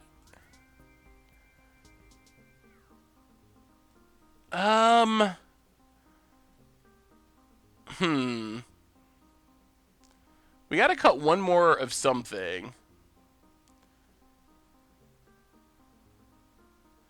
Yeah, Force is an incredibly fair card. I think people forget that, because it's a really horrible counter spell. Like, just to use that, like, this probably sounds crazy, but I think Force, apart from new players feeling bad, that's probably the biggest reason this will never happen. But I actually think that Force would be a relatively fair card to have in Standard. I don't think it's overpowered in Standard. Because when you got a 2-for-1 yourself to counter something, you don't actually want to do that. I don't think we're going to cut a land. We actually want our lands. Scarab God is very land intensive. Search for Iskanta is a good dump for our mana. So I think the amount of lands is reasonable. Plus, I mean, we've been getting hands like this all night. 222 donation from Frost Diggity. Hey, Seth. No other content is nearly as entertaining as yours. Started playing in KTK Block, and Abzan Falconeer is one of my favorite cards. All right, let me see here. Didn't read fast enough. One of my favorite cards. Check out this Falcon Humanoids deck. Ooh, slightly jank. Well, thank you so much for the donation, Frost Diggity. And I am attempting to pull up the deck right now. Ooh, that's pretty sweet. Good way to give your humans flying. It's like a cool... Oh, Falconer. I was thinking it was a bird, but it's the Falconer, so it's actually a human. That's actually pretty sweet. You get Thalia's Lieutenant to put all the counters on things, and then Falconer just to fly over. I kind of like that idea. Thank you so much for the donation, by the way. Well, let's go back to the mulliganing plan. All right. I mean, this is one of the downsides of streaming, I have to say, is there's nothing you can do about stuff like this. You just got to roll with it. When you play a league like this and you're not streaming, you can just be like, all right, whatever. this one just wasn't meant to be. Scoop it up, move on to something else. But so I feel a little bad that one of our 2 leagues we play a week on stream has been the time that we get hit by variants. But at least we can chat about unbannings in Modern and stuff like that while we're mulliganing to 5. I think our odds of winning this time, I mean, you never know. Our opponent's deck isn't fast. We could maybe resolve something someday. That would be sweet. Heart of Kieran. Alright, so we did resolve something. Pass the turn. I mean, I definitely understand the feel bad aspect of Force, and I think that's why it would not ever actually be reprinted in Standard, is you can't have someone that's like, okay, I'm going to check out this Magic game, I'm going to go to my first F&M, and someone, I don't know, Force of Wills or Crawlworm, and they never play Magic again. Like, that's a real concern. That's a legit concern, and I don't think that that's even wrong to... Alright, Death Guard Scavenger. If you got Censor, you got Censor. Ooh, alright, so we get to Crew. Well, maybe this 5 is sorta, kinda, semi-working. Get in with Heart of Kieran. Hit our opponent. Variants, I mean, you just gotta roll with it. I just feel bad for all of you, because I wish... Last time I played a league with this deck, I went 4-1 and it was super sweet. And I'm sure maybe I was on the other end of the variant scale to some extent, but I was hoping that we'd have an experience more like that, and it would really show off a deck that I think is really sweet. So that's mostly why I'm sad, is because I feel like all of you aren't getting the full picture of the deck that I was hoping would come across. The Bandit Sarcophagus deck looks pretty fun. I mean, and it's got Scarab God. Can't complain about that. Hits our creature. We draw land. Well, I guess we just duress our opponent. See what nightmares lie in wait. Oh, goodness.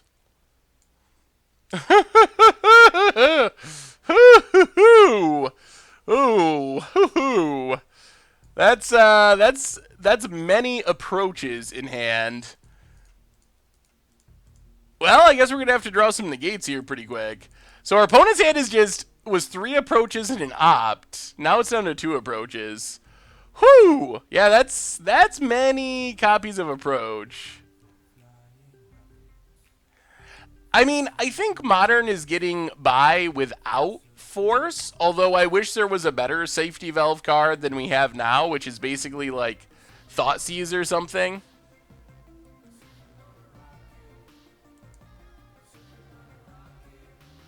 The problem is they have enough lands to cast their approaches, so if we don't take an approach, I don't know how we would ever stop them from just killing us in like 2 turns. Because 1 negate isn't going to take care of that. So I think that's my thinking on it. They just land, cast approach, we counter, cast approach, we lose. Hey, what's up, how to buy board?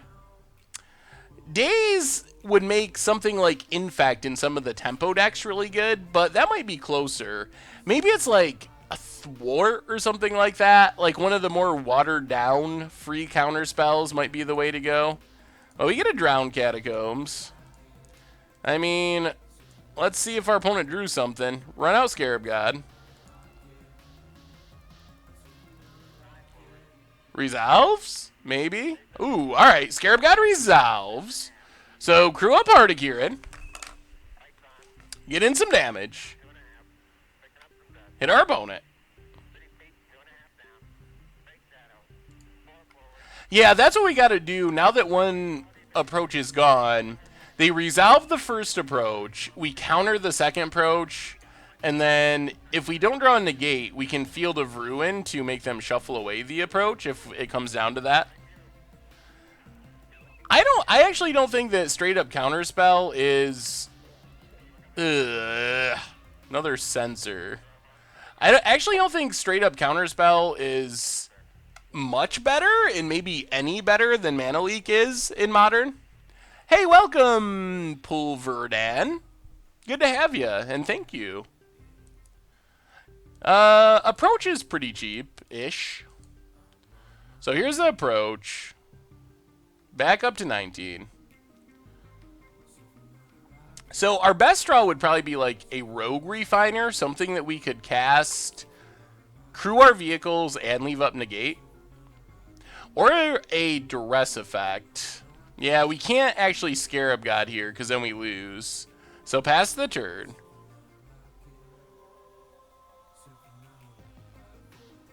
No, the second one actually has to resolve. The first one doesn't have to resolve, but the second one does have to. Ooh, Bant Ramp? Let me see, Gadget. That sounds sweet.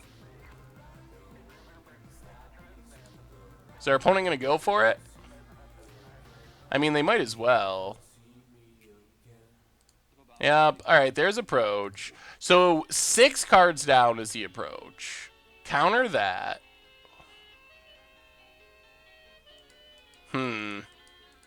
Well, let's see what we draw. Tezzeret. Oh, we really got to deal damage. We got to deal damage. How do we do this? I haven't played the Pirate God deck recently. I don't have too much time, actually, beyond content stuff to just, like, play decks for fun. Not as much time as sometimes I would like. So I haven't got to work on it recently. But hopefully I will again, because I really like that deck. So we can Tezzeret. I mean, if they get to approach next turn, then they got us. We can Field of Ruin the following turn. So Tezzeret, make a token. Crew Heart of Kirin. Next turn we can Field of Ruin to make them shuffle. The question is 1, 2. The question is if they can just get approach in hand this turn with Rivulet. And it would be like, I think Rivulet plus a cycle would do it. So that, I guess, is the concern. So hit our opponent down to 15, pass the turn. Is Storm the only reason to talk about additional counter spells? If so, not Flusterstorm. I don't think it's really just Storm, but I think Flusterstorm could be an interesting addition. What do you think about a single copy of Nicole Bolas God Pharaoh in the sideboard of 4-color energy? Yeah, I mean, I think that could be a fine option. I guess the question would be what the target was, like maybe to bring in against control decks, but this is Magic Online, Magic the Gathering, how to be board.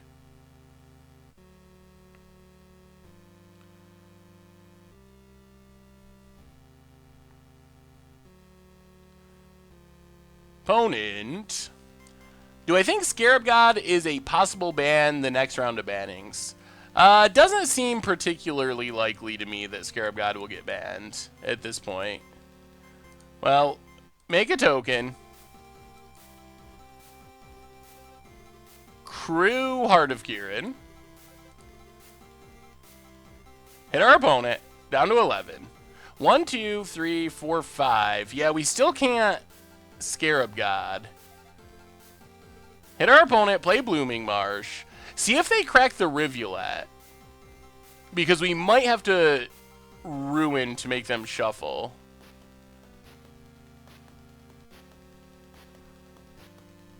Ooh, Torrential. Okay.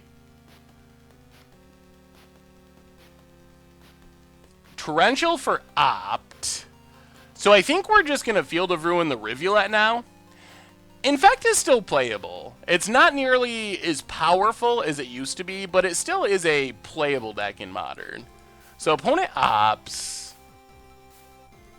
So they get to scry 1, draw.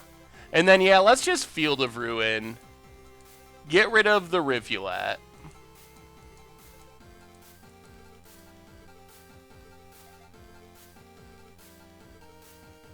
Yeah, I think we could use more Scarab God answers. I would be on board with that. Right now we have Vraska's Contempt and the white answers and Cast Out and Ixalan's Binding, but otherwise we're kind of short on answers. So hit the Rivulet, make them shuffle away their approach. I think this is our best bet. It's not... I mean, I'm not super comfortable with where we're at, but it's our best chance. So we'll grab a land.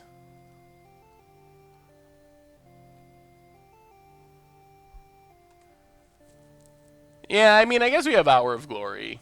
I think they need to be cards that answer both the Scarab God and Hazoret. So I don't really count Puncturing Bolt all the way because it doesn't actually deal with Hazoret. Opponent. Going at Tezzeret. So, Crew Heart of Kirin.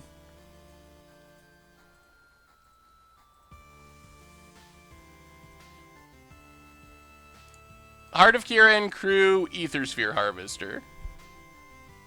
Yeah, Ixalan's Binding is probably one of the best answers, at least. Maybe the best. Hey, welcome, Dragon Lord McTarka. Good to have you. Glad you finally made it. Yeah, Gideon's Intervention, kinda. Gideon's Intervention is an answer if you get it early enough, I guess. But still, the answers are pretty focused on just two colors, white and black.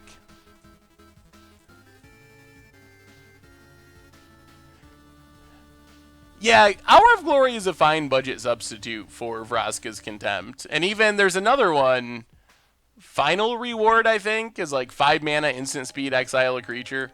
Kefnet? Interesting. Huh, okay.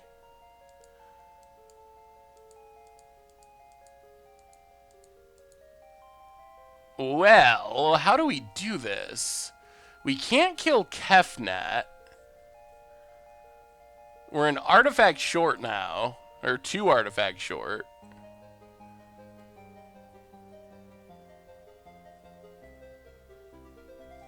How do we do this? I guess we just gotta slam Scarab God? Probably gonna get countered. Alfinger, welcome to the Fishbowl. Thank you for your subscription. Big scoops cheer for our new subscriber. Alright, so we get a Scarab God. And how do we... I mean, I guess we just keep attacking. So, Crew Heart of Kirin. Unfortunately, we don't have any creatures to get back with the Scarab God at the moment. And no way to kill either of these creatures.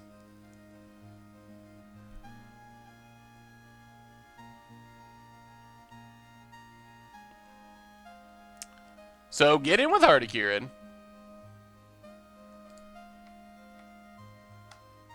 Down to 11. I mean, for being on the Mull to 5, we're putting up a pretty reasonable fight. I don't know if we're winning, but I played MTG back in the 90s at Summer Cap, getting back into it now, loving your content and all things Goldfish. Hey, thank you, the Dornishman, and welcome back. It's kind of funny how that works. It's so common for people to play and then give up the game, but it's also super common for people to come back eventually. It seems to be how it works. Alright, pass the turn. My friends just got into MTG and wanted to say hi. Well, hi, friends of BT Holt.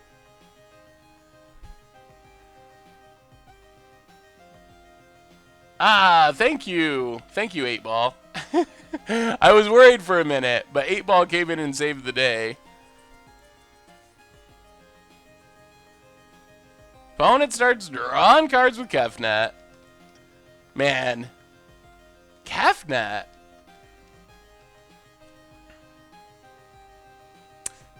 Yeah, it's kind of Zelda-y music. Make Heart big next turn.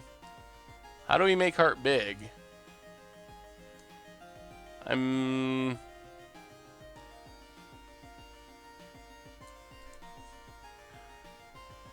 Should do Swan Hunt for stream.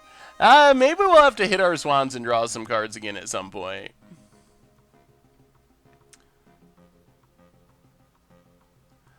Well, Vintage and Legacy is pretty fun if you have the cards. Like, the downside of Vintage and Legacy is it's really expensive to get into.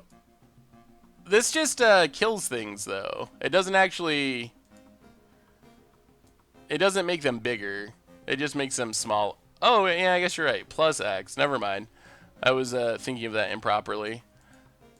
I guess I would give us... well, we're just going to lose it anyway. So Tezzeret dies.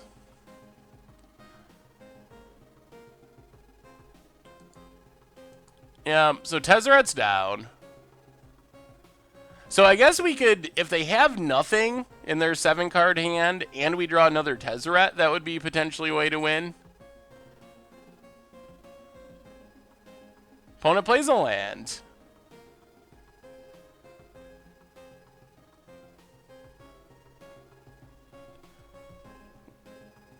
I think a Magic player is just someone who plays a card game. I mean, that's what Magic player is to me. I've known so many different... Well, Crew Heart of Kieran. We're just so grounded by our opponent's card advantage here. Go attacking. Sold my Scarab Gods for 46 ticks each last night. That's a pretty good profit, I'm sure. Opponent settles our Heart of Kieran. Alright, we'll take a land. Oh, they're going to find another approach at some point. Play Servant. You should play a Swans drinking game on stream. Drink every time you hit your Swans and draw some cards. That would end up being a drunk stream pretty quickly, I think. Have you seen the new variant of Lantern going around with War of Invention to find lock pieces? I did see that deck. It looks pretty sweet. Played Pirate Tempo Aggro from the deck tech last week. Went 4-1 at F&M. Awesome. And beat up on some teamer players. That's always awesome. All right, opponent digging for that approach.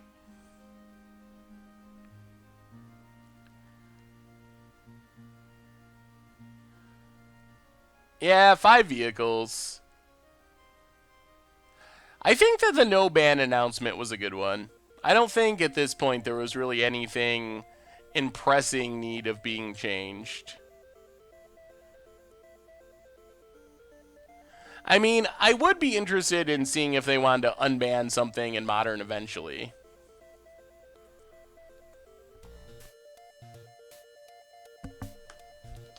Opponent. No attacks. Are we... Well, we're still not dead. Still no Scarab God action. More lands. Well, attack with Servant. We would actually just love Servant to die. That would be fine. Yeah, we started off super far behind with the Mull to 5. Opponent's gonna block. Okay. And then what? Kill Scarab God? Alright, pass the turn. A non-budget version of the Revolt deck. The Revolt deck was really fun. I'm not sure where it ranks on the terms of being super competitive. It has some consistency issues, but it is a blast to play.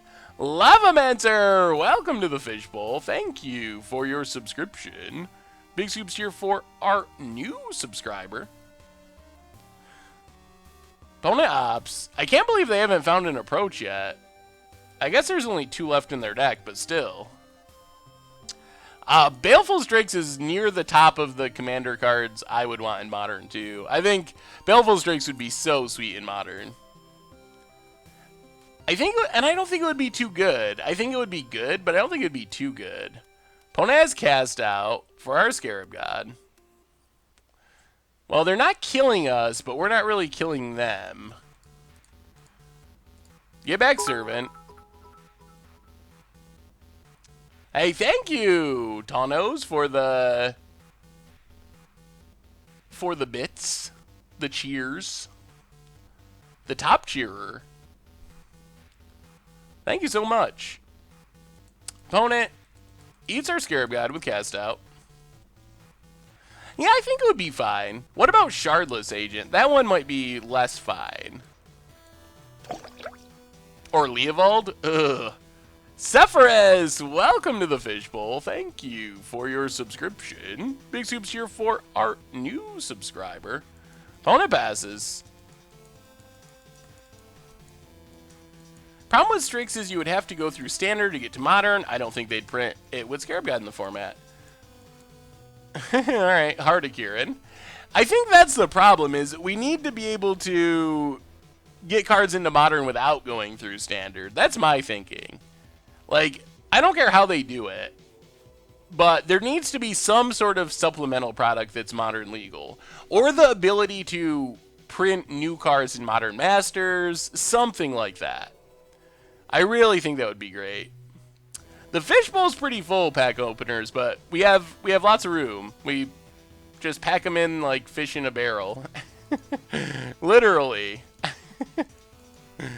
Well, we'll keep playing Hardikirins. I have no idea why we're not dead yet. And why our opponent's not doing anything. I'm very confused by this, how this game is playing. Oh, is this more torrentials? Aye, we're gonna lose to Creature Beats against Approach. I don't know if there's ever been a reason for why they don't introduce new cards in Master sets, other than they don't. Roval for the 8th month in a row, still loving the content. Well, thank you, Roval, and definitely appreciate the resubscription. Big scoops here for our RE subscriber. I think my favorite format is probably Modern in general, but I really like Standard when new sets come out, too. Yeah, this game has been going a long time, and it started with us on the Moldafy. There goes Kefnet. I mean, I feel like our odds of winning are pretty close to 0 at this point. Our opponent's drawing a million extra cards. They have a huge board. I'm having a hard time even thinking of what we could draw that would matter here, even if it did resolve. I guess it would be Veraska, get back Scarab God, something like that. Schnapps, welcome to the Fishbowl. Thank you for your subscription. Big scoops here for our new subscriber. Yeah, I guess that is... I don't know if that's a good reason, though. I guess that's true, though, that they don't test as much for older formats. Well, let's duress them. Flipmeister, welcome to the Fishbowl. Thank you for your subscription. Big scoops here for our new subscriber. Opponent negates. Alright, I mean, we're just going to scoop it up. I almost think our opponent has approaches in hand and was not killing us for some reason. I don't know. Yeah, the first game of Much Brew was pretty spectacular. Alright, one last chance. Come on, one time Moto. Just like, give us a nice normal Magic hand so we can see how this deck actually works. For Standard, Boros Aggro, Mono Blue Mill, or Mono Black Midrange. Ooh, well, what's the goal? Is it to be as competitive as possible? Just to have a fun deck? I think that's the part of the question, at least.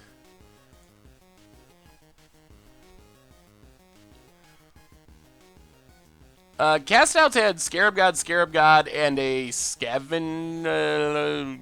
the Scavenger Dinosaur, whatever that is. Deathgorge Scavenger. One more chance. We started off good, and then it's been a horror show of mulligans and floods. I mean, I think it's... Modern is getting incredibly powerful. You can see, or popular. You can see that at SCG. Like, SCG, they just released their Season 1 schedule for next year, and it is almost all Modern. It's like 8 Modern events, 1 Legacy event, 1 Team event, and a couple of Standard events, but it's heavily weighted towards Modern. It's a really popular format. So I think that Modern is popular enough that it's worth the cost for Wizards to do some amount of testing for, especially now that they have this new the play team that's there specifically just to test 8 hours a day, 7 days a week. Like, I think they could make it happen, and I think it would be worth it because Modern is so popular. Should they have unbanned Twin? I don't know. I don't think they should have banned Twin in the first place, but I'm also not sure they should unban it now. We've had just a horror show of horror shows. Mulligans and floods and just... Moto has not cooperated with us tonight. My collection is soon going to be made out of 2 Ixalan booster boxes only. What standard decks can I make mostly out of Ixalan cards? I guess dinosaurs might be the way to go. As far as, depending on, I guess it'll depend mostly on what you open, but I would probably lean towards a dinosaur deck. Yeah, it is funny that they didn't have the play team the whole time. Do I have data to say if they should? Oh, Pirates is another good option. What would I recommend for a first Modern deck, cheap and powerful? So, I mean, it depends a little bit on your play style and what you enjoy playing, because you want to play something that you actually enjoy. Well, it looks like we're up against Esper Tokens. This might be another grindy matchup, although exiling this Anointer Priest with Deathgorge Scavenger is going to be pretty nice. So I often recommend Burn or 8-Whack Goblins, but that's assuming you like aggressive decks, but those fall into the budget price range, and they're pretty competitive. Other options, if you're more controlling, you can go for like Blue-White Emiria is a pretty good budget. Well, semi-budget. It's not as cheap as the aggro options, but that's kind of normal, unfortunately. Costs a little bit more, but if you want a more controlling deck, that's a good option too. Deathgorge Scavenger, coming down. Why do I hate Tron so much? It's just a combination of reasons, but it's partly because I lose to Tron a lot, which is probably not a good reason, but it's partly because I lose to it a lot, but it's more importantly, I lose to it a lot and the games aren't fun. I don't mind losing to stuff. It's the same reason I hate Infect and Boggles so much. Like, I don't mind losing to decks. If I play against Jund and we both play a bunch of stuff and they win all the time, you know, whatever. You beat me. Or control decks, or even like Zoo or aggressive decks, whatever. Like, you beat me, that's fine. But the reason I really hate Tron is the way the games play out when I lose. I just don't enjoy them. It's like, okay, you turn 3 card me. Either I have a Fulminator Mage, or I have a counter spell, or I lose. Like, that's just not that enjoyable. So I think that's the biggest reason. And that's, Infect and Boggles kind of fall into that same category. When you lose on turn 3 to a bunch of pump spells on Inkmoth Nexus, or a hex-proof creature that you can't deal with, it's just not, like, an enjoyable loss.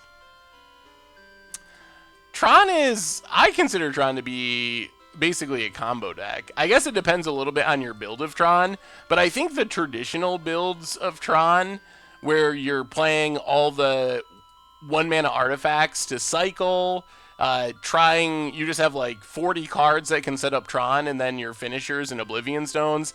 I think of those as basically combo decks. You're just trying to, like, your combo is assembling Tron. The Eldrazi Tron decks are a little bit different. Those type of Tron decks are a little more of like a control deck, I guess, to some extent. But I consider the old school Tron decks to be pretty much straight up combo decks. I think we're going to upkeep Scry here to see if we can find a land or a 3-drop. Alright, that's a 3-drop. We will keep Rogue Refiner. We're actually pretty close to flipping this treasure map too, which is nice. Opponent cracks a Valving Wilds. How do I send you a deck list for Legacy that is budget and hilarious? Well, easiest way is saffronolive at mtggoldfish.com. So just send me an email, and that's the best way. I really like Death Cloud. I enjoy playing Death Cloud. It's like kind of middling in terms of how competitive it is, but it's really unique and fun. Oh, banning one Tron piece would be hilarious. There's a hidden stockpile. Opponents getting close to having their engine online. Sacred Cat.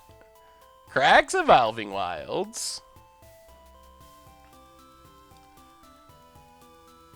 Our opponent is basically Esper tokens. They should have Anointed Processions. It's kind of like the Abzan token list that we played, except instead of Varaska, they're in blue for Scarab Gods, Championowits. They also have Charticourse in this build for some reason, but opponent's getting their servos.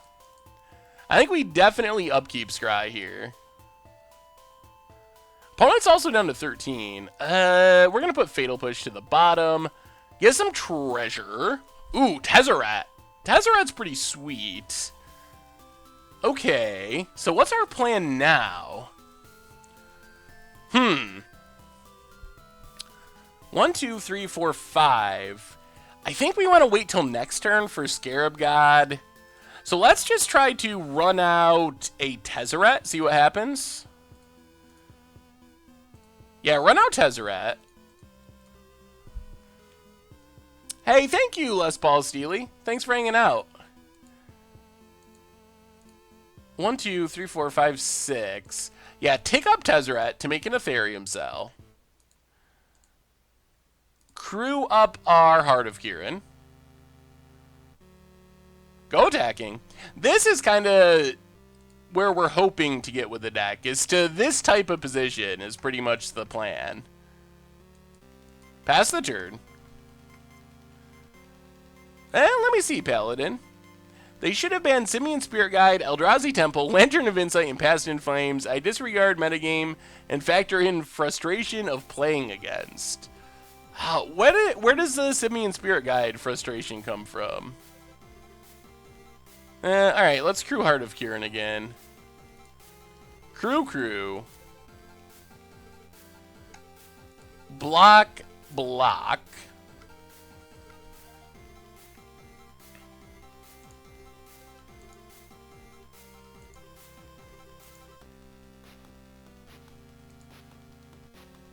Opponent gets back a champion. We can get back a champion this turn of theirs, though, too, which is pretty sweet. Alright, I guess I can see there's...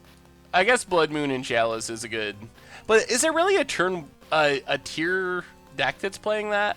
I guess it's still frustrating when it happens. So I guess that makes sense. Opponent gets a servo, draw some cards. Well, I think we're winning the Scarab God war, though. Vraska's Contempt. So get down a Scarab God.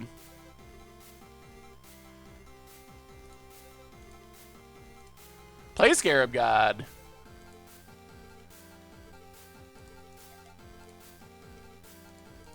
Get back a Champion of Wits. Uh-oh. Did we not? Alright. Get back a Champion of Wits. Draw some cards. Discard...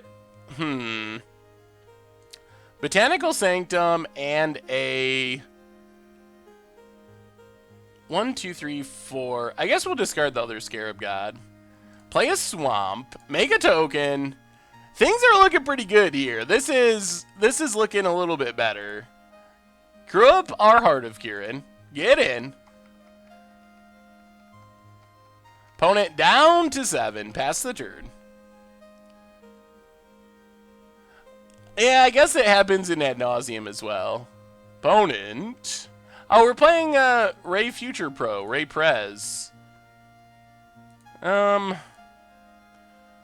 at Tezzeret. So let's crew. Block.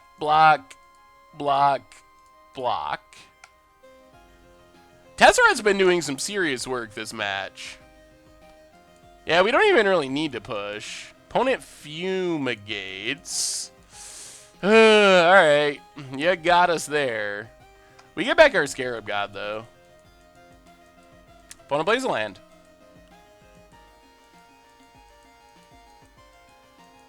And in stockpile. Token time. Well, I think Scarab God beats Servos. That's my guess. But we'll have to see. Take up Tezzeret. Play Ether Hub. Get an energy. Run out Scarab God. And I think we just pass.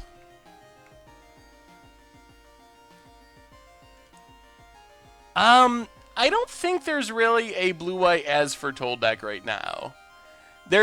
I've seen it in Modern, but it hasn't really caught on. It happened a little bit right after As Foretold first came out, but that build hasn't really become standard, but it is still a thing you can do. It's pretty cool when you get to play your Ancestral Visions for free. Ugh. Cranial Plating Etch Champion is not that much fun either. Maybe we should ban that. I'd be down with banning Affinity. Oh, so many tokens. All right, we gotta go Scarab God value. So Scarab God, get back a Rogue Refiner. Draw a card. More Rogue Refiners. Opponents making the tokens. Gaining some life. We can just start scrying, though. Ether up to the bottom.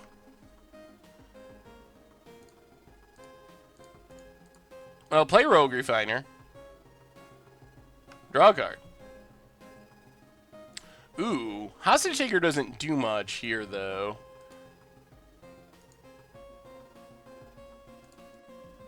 Play Rogue Refiner. Draw a card. Play Blooming Marsh. Tick up Tezzeret. And I think we'll just pass and get more Scarab God value. What would happen if they banned Emrakul? What would be the top end? Ooh, probably Grizzlebrand. But getting rid of Emrakul and Grizzlebrand, then suddenly we could have conversations about Progenitus, conversations about Inkwell Leviathan. We'd go back in time. I actually think that's one of the things I hate about Emrakul, and to a lesser extent Grizzlebrand, is they just dominate the top end slot to such a great extent that it's just wrong to play any other options. There's no...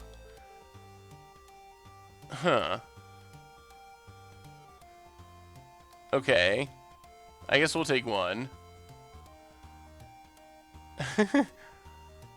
Oh, that's why they were attacking. I guess that makes sense. Chart a course. Yeah, that's what we... Oh, dear God.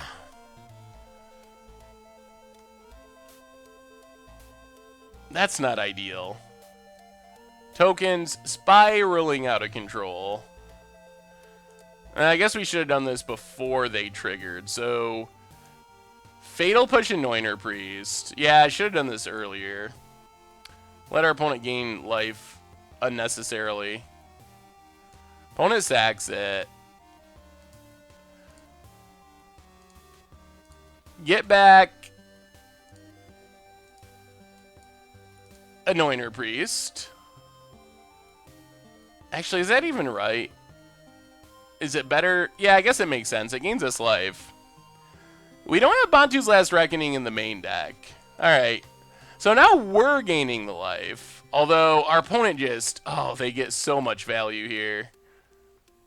So many stockpile triggers. Scarab God, Scrying 2. I don't think we need either of these. Vraska would be nice. No Vraska. Well, take up Tezzeret. Maybe we gotta go attacking, actually. Maybe not with the Scarab God. Let's attack with the other stuff. See what happens. At least force some chump blocks. Opponent blocks. Yeah, they're not gonna kill anything.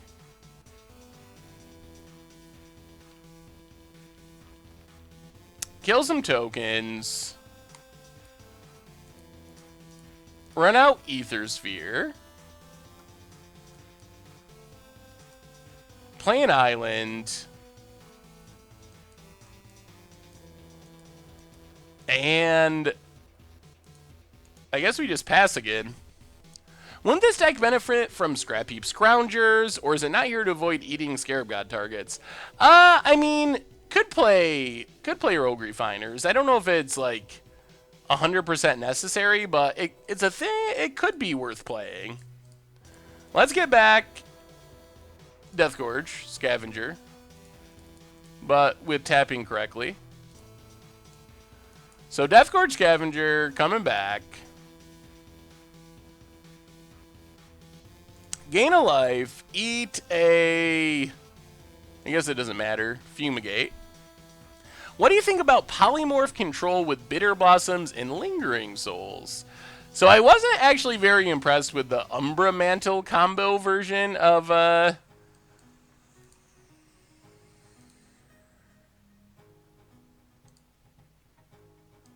of Polymorph. So I think a Polymorph Control deck might be more the way to go. The problem is they're going to get 1,000,000 tokens again. So we can't actually just kill them, because every turn they're going to be getting 6 tokens, something like that. And there's just not anything we can do to stop it until we find Vraska. Then we can start killing their pieces. That's the power of this token deck, is they just have this constant steady stream of chump blockers. So we lose Tezzeret, which is fine-ish. Opponent has Fumigate, which is annoying-ish. As long as our Scarab God comes back, though, it's fine. Opponent gets 1,000,000 tokens. Yeah, that's the token deck for you. We draw Search. Ooh, Search is interesting.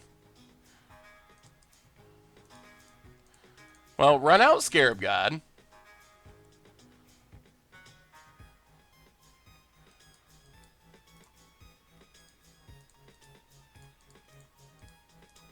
Get back Rogue Refiner. Draw a card. Vraska? Tezzeret. Alright. Let's spend our mana. Get down Search. Pass the turn. Yeah, our vehicles are a good way of avoiding wraths, so maybe we should have been more careful with them.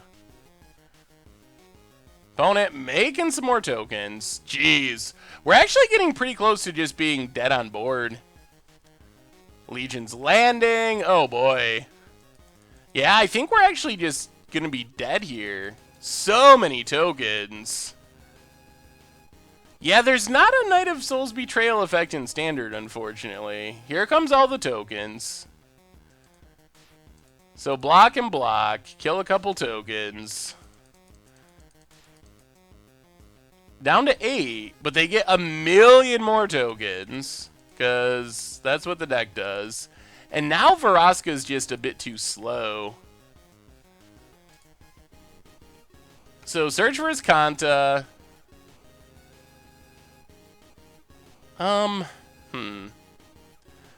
Yeah, we'll mill. And flip.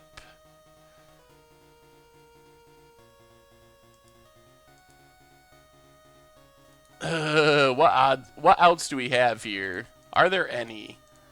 Scarab God, get back Death Gorge.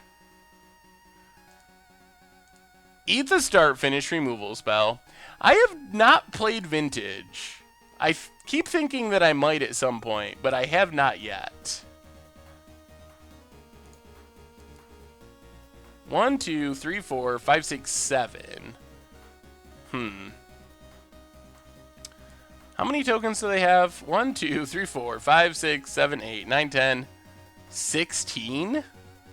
Yeah, I don't know if we have anything that gets us out of this. We draw a tap land. Yeah, I mean, Vraska would have done it earlier because we just blow up all their stuff, but we're just like dead next turn at this point. And there's not a thing we can do about it. All right, let's scoop it up. Oh, well, thank you, Jenny. Jen E. Thank you, though. Definitely appreciate it. We've ran really, really bad. I don't know. Last time I played a competitive league, I 4-1'd, and the only match I lost in that was one where there was a Scarab God bug involved. Although, probably would have lost anyway, so I don't know. Hard to say, but we have mulliganed to 5 multiple times and flooded out multiple times, so that definitely doesn't help things. Let's bring in mostly our control stuff. Go down our targeted removal stuff is not very good. So Bantu's Last Reckoning, Negates and Duresses come in. We might need to... Scarab God is still a concern. We might need Vraska's Contempt. We can go down to Tezzeret. We probably need Death Gorge Scavengers. Perhaps over Rogue Refiners. Or at least over some Rogue Refiners. Maybe go down Treasure Map and Hostage Taker? Maybe something like that.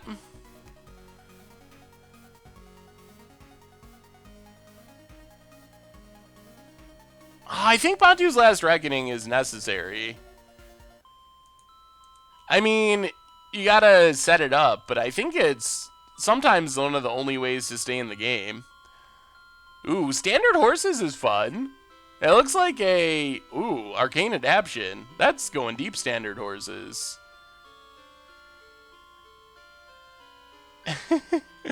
That's a really cool idea. I don't know. You'll have to let me know how Arcane Adaption works in that deck.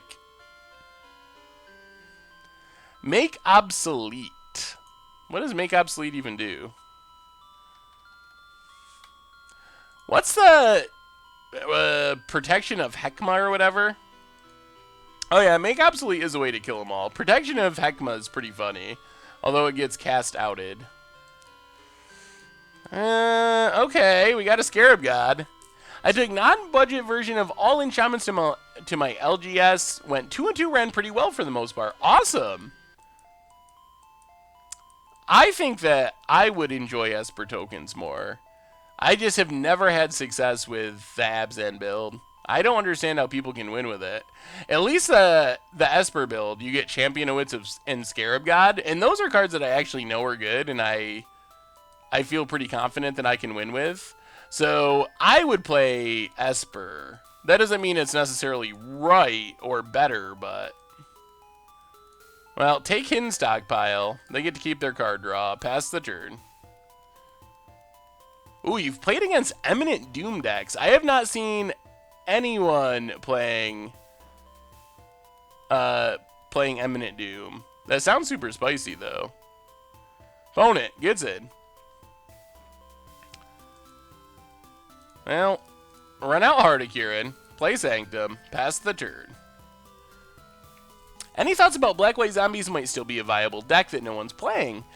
I think it's a semi-viable deck. I don't think it's got the tools to really be a top-tier deck, but I think that it's...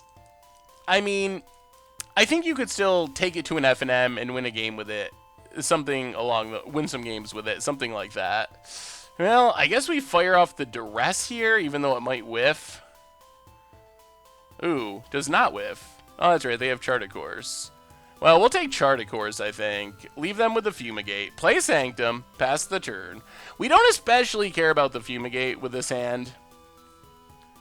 Did I consider Hidden Stockpile Anointed Procession Shell for the Aid for the Cowl deck? I did not, although...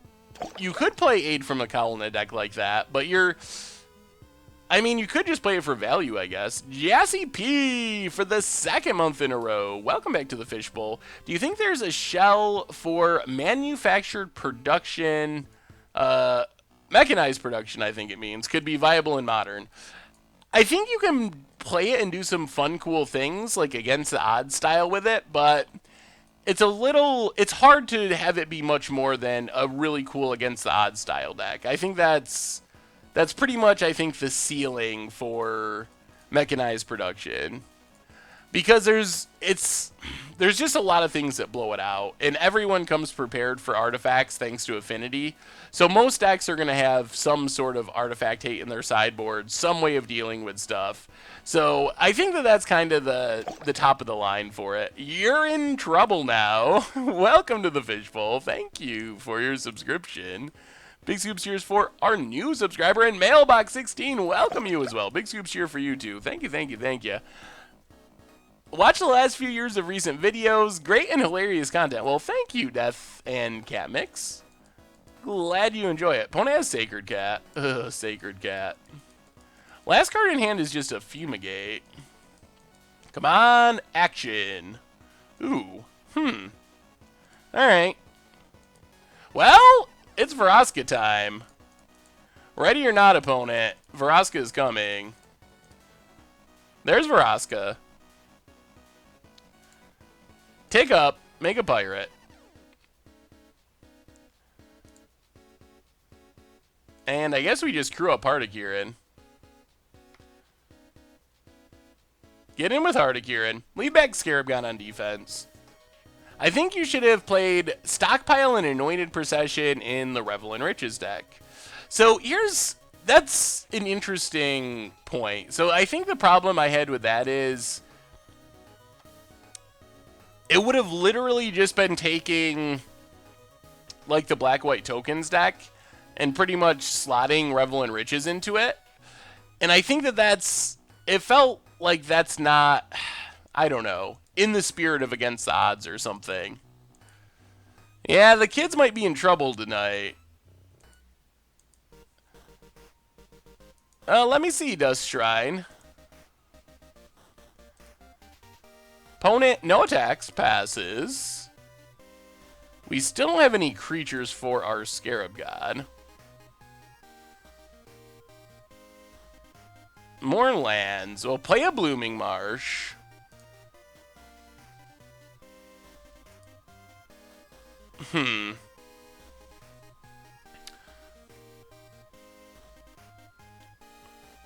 Do we start killing and reanimating things? Or just ticking up? We know their last card is Fumigate. I think we do. Well, then we lose Vraska. Let's just tick up Vraska. Crew Hardikirin. Sandstorm for the 12-month resub. Welcome back to the Fishbowl. Thank you so much for the resub. Big Scoops here for our 1-year resubscriber. Hit our opponent. Down to 16. Pass the turn. Yeah, I think we will end up killing and taking the priest. I just would rather not lose Vraska yet, and I think Vraska was likely to die if we did that. Opponent. We're also not getting... We're not too far away from ultimating Vraska. 10 for the ultimate. We're kind of making it slower by crewing Heart of Kirin repeatedly. Huh. Okay. Everything at Vraska. Well, we're not going to crew Heart of Kirin because of Fumigate, so we'll just block, block, block.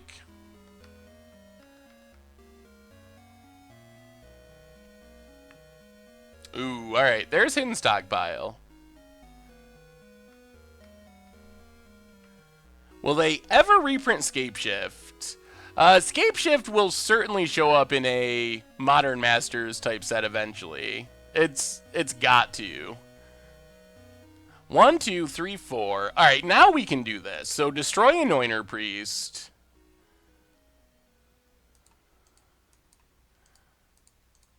Get back Anointer Priest. So get rid of it forever.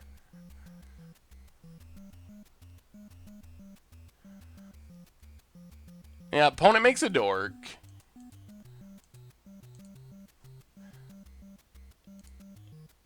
Play Blooming Marsh. And we'll just pass this turn. Yeah, we'll have to kill it at some point. It's not really doing much yet. It's just... I don't know. Until our opponent has Anointed Procession, I don't really mind them spending 3 mana a turn to make a 1/1. Especially since they're going to have to Fumigate at some point. So right now, I'm not scared about it. But if they ever get Anointed Procession, then this will become a priority to get rid of it. Looks like we might have a chance to Momir tonight. We'll see how long this match drags out. But we might be able to sneak in a game. Alright, opponent gets a servo. We finally get to start scrying with Scarab God, which is nice. Ether Hub, bottom. More Vraska's Contempts. Well, I think we go back to plussing Vraska. Gaining life. Hitting with Heart of Kirin.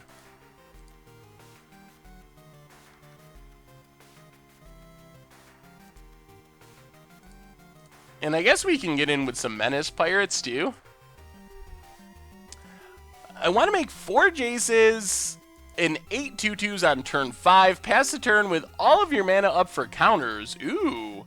Jace Cat Possession, eh?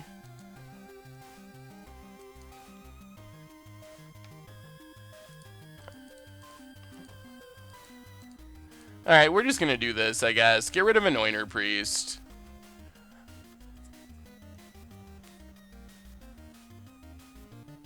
Opponent sacks it.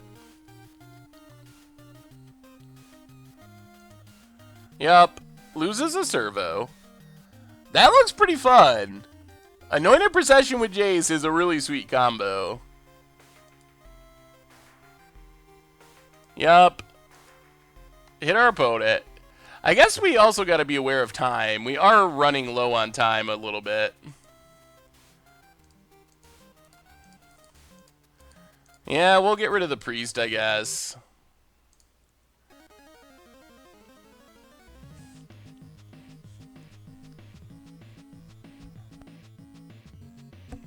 See what our opponent's got. Yeah, alright, here comes the Fumigate. Yeah, we expected that to happen. That's fine. We get back our Scarab God. Opponent plays a land. Out of cards. And now we should be able to pretty much take over the game. So Scarab God comes back. Ooh, Death Gorge too. So blow up Hidden Stockpile.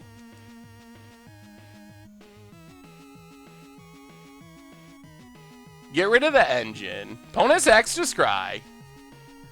I think we got it now. Hopefully.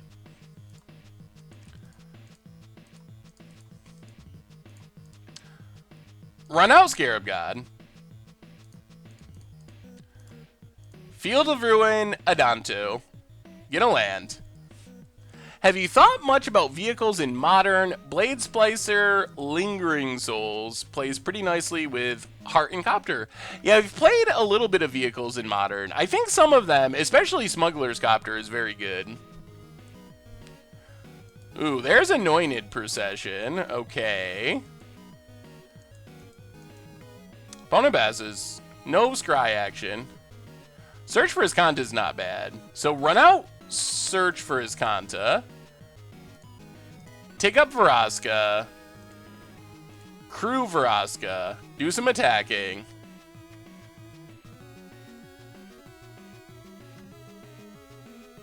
And pass the turn. Oh, we've been running pretty bad, D Green, but we've been having fun. And this game's been pretty interesting. This match has been. We know our opponent has a lot of Fumigates, so I don't want to just completely overextend into a future Fumigate when we're in a pretty good position as it is. Search for his Kanta, Mill Duress, Scarab God, more Heart of Kirin's. Well, take up Vraska, Crew, do some attacking.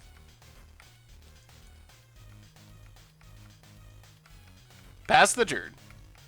Opponent's down to 11. We do have to... I think I meant Crew with Vraska. And our opponent scoops it up. All right, on the winning track. So on to game number 3 against Tokens. 6 minutes on the clock, so we have to not time out. That's the other big question. But, yeah, let's run it back. We got there. We can win. It's possible. It's possible to win with vehicles. Also, more exciting news. Tethys, welcome to the Fishbowl. Thank you for your subscription. Big scoops here for our new subscriber. Also, the problem seems to be fixed. We are nearing the end of our stream. The stream hasn't crashed. We haven't had stuttering or video stalling or anything. So I think we got there with the stream problems, which is even more exciting. So that's good news for us moving forward. Hopefully we won't constantly be dealing with stream problems like we did for the last 2 weeks. So, whew. Yeah, Crew Veraska, Ultimate Hardikirin. Our hand is all decks.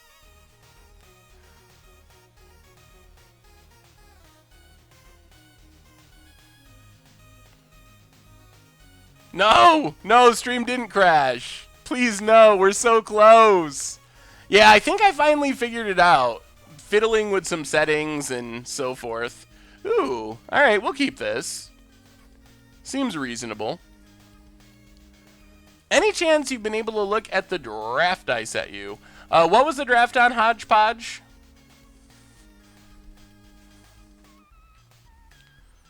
I had 2 stutters for about 10 minutes, but was NBD. Legion's Landing for our opponent.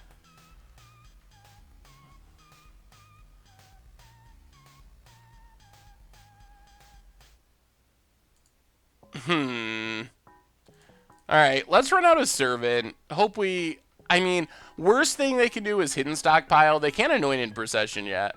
Oh, the Esper Tokens. I did read it, Hodgepodge. Did I not write you back? I should. I will write back to you. I did read it, and I did like it. So, Lost Legacy are Scarab Gods. Well, thankfully, while Scarab God is important, it is not... It's not 100% necessary. Oh, they take Veraska's. Interesting. I mean, Veraska is very good. I'm surprised they named Veraska. Okay. They also know our hand now, which is annoying. Opponent passes. Land? So, duress our opponent. Wow, that's some action. Take Anointed Procession. So their hand is... duress, start to finish, negate. Okay. So play Drown Catacombs. Run out another Servant. Pass the turn. I think we just got to be the aggro plan. Oh, can you send me the list again, Gadget? I remember you sending it, but I don't know if I actually saw it. Yeah, Veraska is very good against their engine. Now you have some lesser tribes like Minotaurs, Dinosaurs, Pirates have shed some light on. Do you think Centaurs will get any attention? They have potential, I think.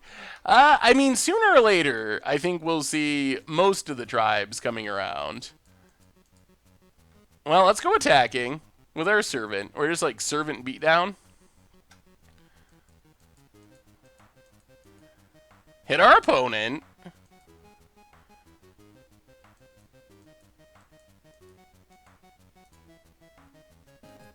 And yeah, let's pass. Leave up our negate. Maybe we should have attacked with one and played another one. We know they have so many fumigates, though. There's the duress. Alright.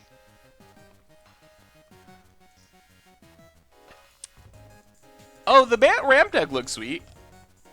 I like it. Opponent gets in for 1. Well, there goes our negate. Opponent passes. Tezzeret.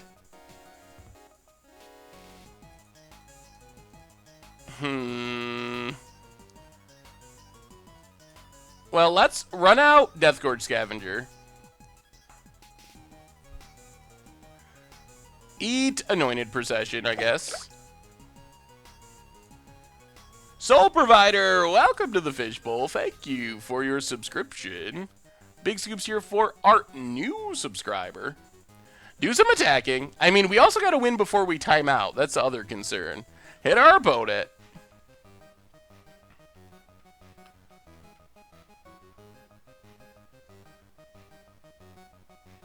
There's some tokens. Sure. Well, opponent's got Negate and an Unknown. They can sack a token to kill Death Gorge Scavenger, or we'll eat this. Hopefully we don't time. We still got 4 minutes. That's reasonable. Opponent attack flips. Yep. Can start making their lifelink dorks. Back up to 14. Do they kill our Death Gorge? Is the big question.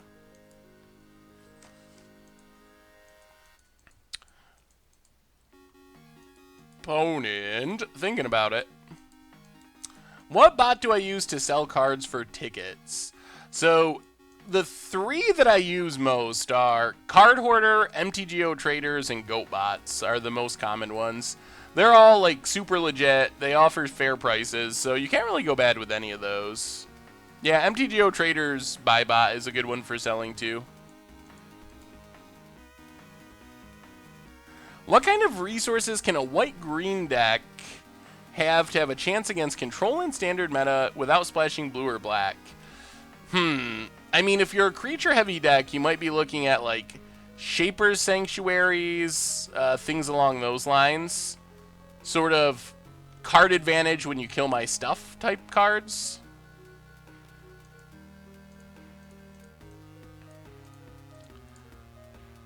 Well, run out Tezzeret. Take up Tezzeret. Run out Servant. Pass the turn. We still have to win in time. Oh, Carnage Tyrant's another good one. Heroic Intervention, Shaper's Sanctuary, Lifecrafter's Bestiary's another decent option. Block a Vampire.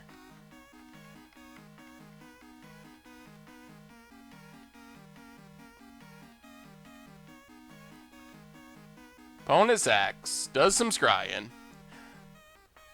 How do you console yourself when you have a really big losing streak? I usually just switch decks at some point. If I lose too many games in a row, that's usually a sign that it's time to switch. Oh boy, another Lost Legacy.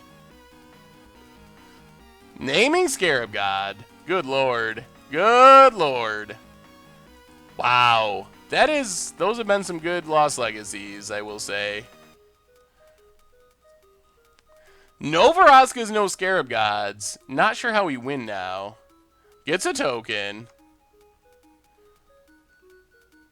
Well, let's duress our opponent.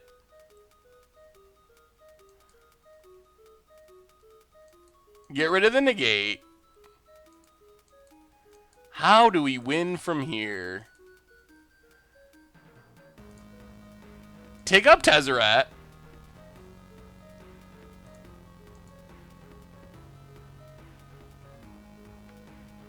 Attack with everything.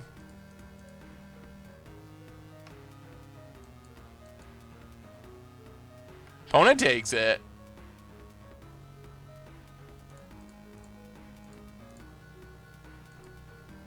Run out Death Gorge.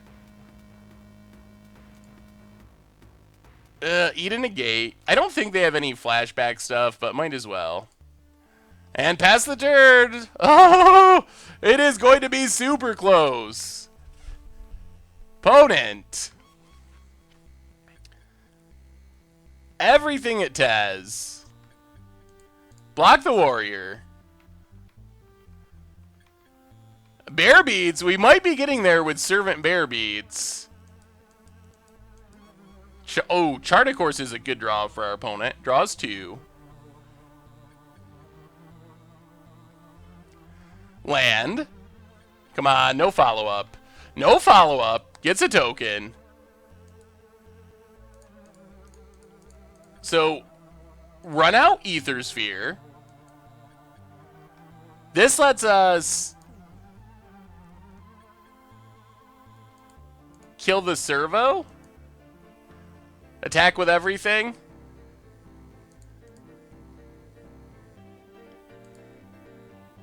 And basically, as long as our opponent doesn't get a Wrath, we should have it.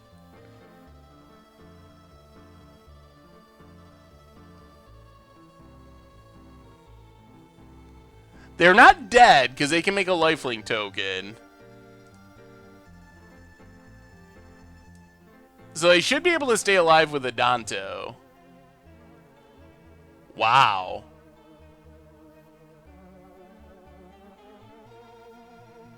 Okay. Opponent misclicked. Oh no. Well, we got the win. Thanks to our opponent misclicking. They could have stayed alive there with a Danto, but they misclicked. Oh, well, we'll take it. We'll take it. We had some rough run-ins, so we'll take the win however we can get it to scrape out the 2 and 3 finish. So, overall, I wish our performance was a little better by the actual numbers, but I still think the deck is sweet and has potential. I really like Vraska and Tezzeret together. Definitely still tuning and stuff to do with it, but there's some cool stuff going on, so, oh man, but we'll take it. Oh, what time is it? 9:40. Alright, well, we can try to sneak in one game of Momir. So, top of the Momir list, any of these people around, Apes of Wrath, Murray NYC, Mage Knight, the Gentle Lurch, Trunkin Duncan. Any Momir people around. Who do we have on the Momir list tonight?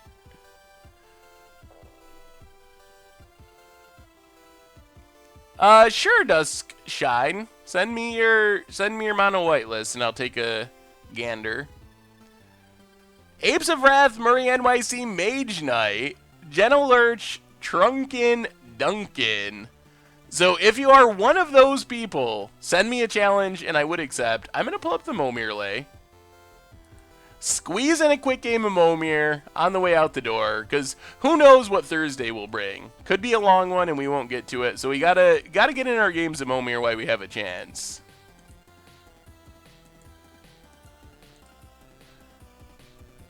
Anyone? Oh, the Gentle Lurch is booting up. Okay.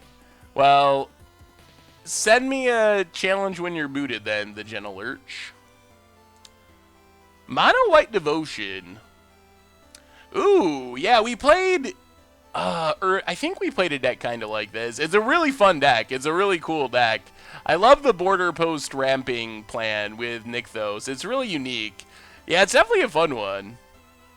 I don't believe you're booted from the list, Brewski. You shouldn't be. We just had some bad run-in Gangster Stooges. We mulliganed to 5 a lot, flooded out a lot. Just one of those leagues where things didn't really come together the way we were hoping, but yeah. Oh, Brewski is not on the Momir list. Well, apparently you're not on the Momir list, Brewski, so you should jump on it.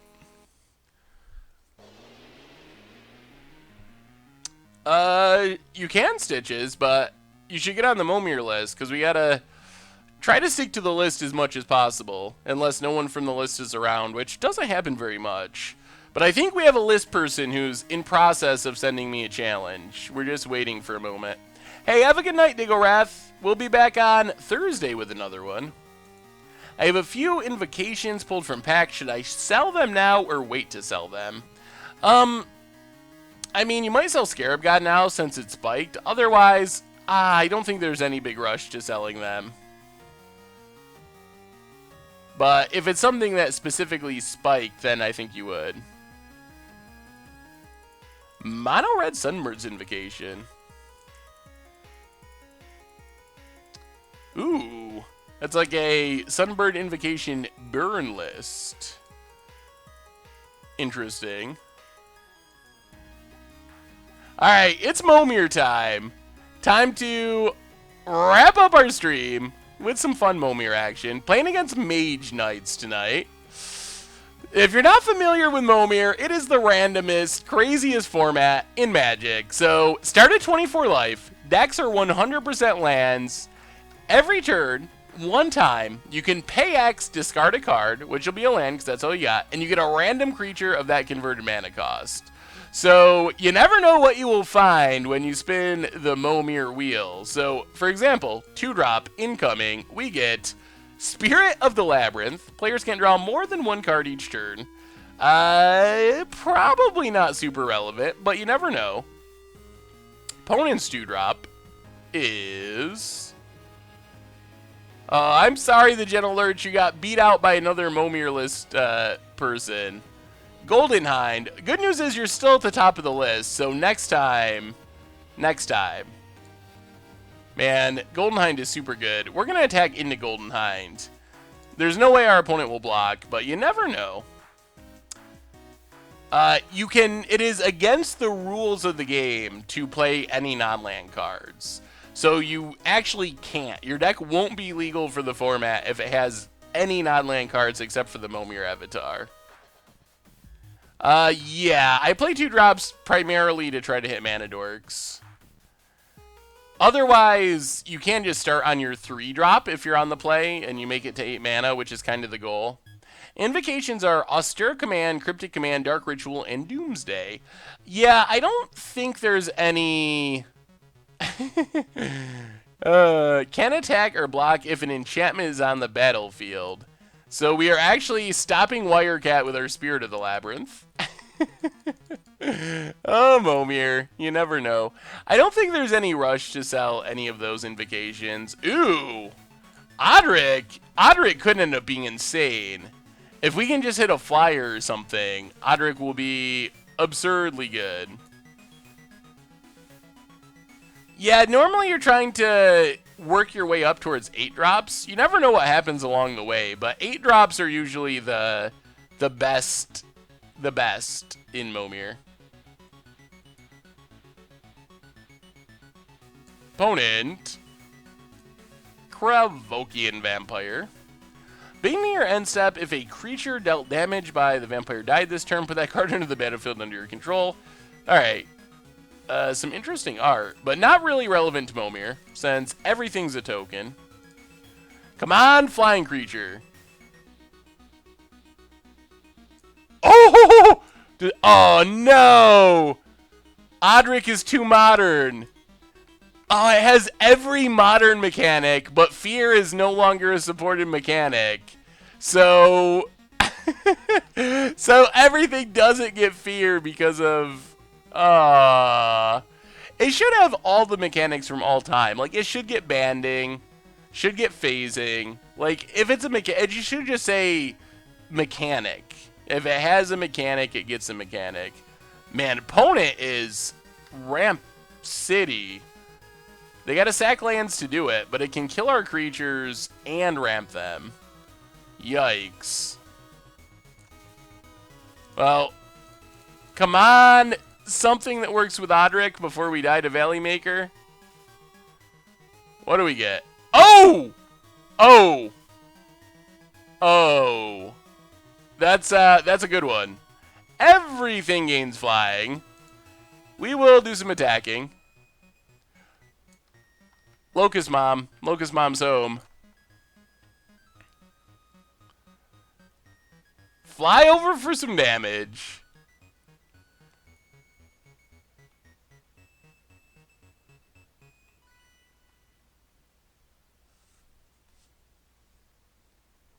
Down to 13. Opponent has a mountain.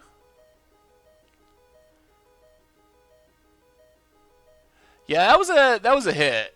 Locust God is pretty good. Opponent can start sacking lands to kill. Yeah, gotta kill Odric. Yeah, Eidolon was pretty good, keeping this Wirecat in check in the early game. Yeah, we can't draw extra cards. We still get one from our one card, but I guess this will probably die eventually, potentially. Opponent, yeah, we could phage ourselves. Still have never, ever in my life hit a phage in Momir. 1,000 wins? That's a big flyer. Well, that's going to slow us down for the time being. Start getting some loci. Or insects, I guess.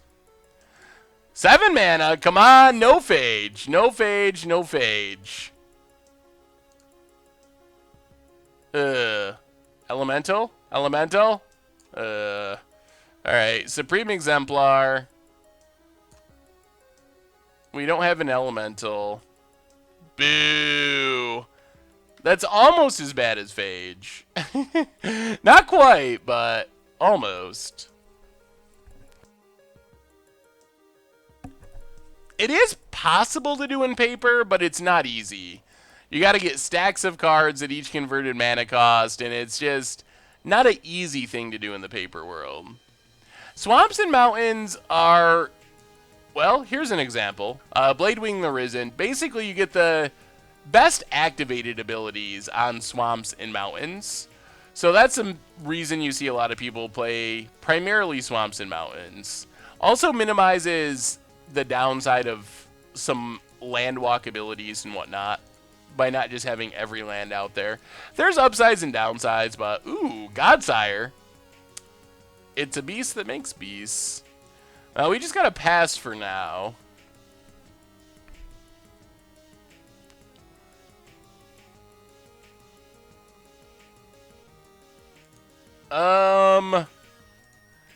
What was your deck list, Paladin 111?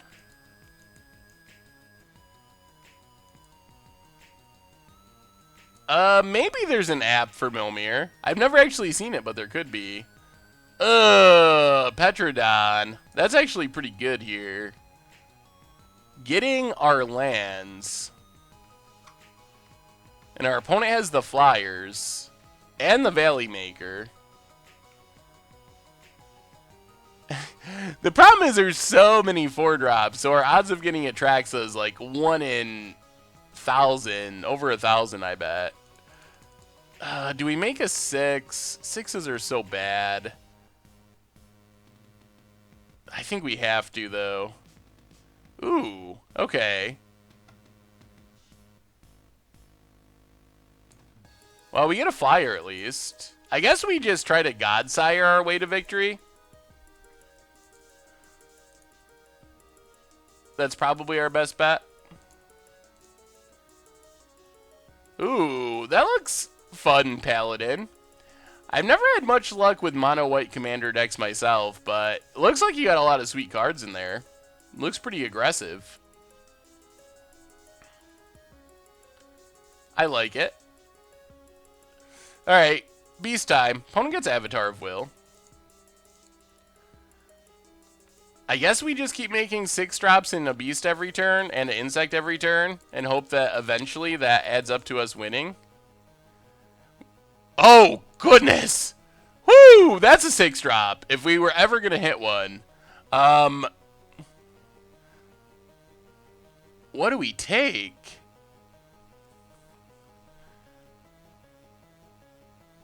Thousand wins?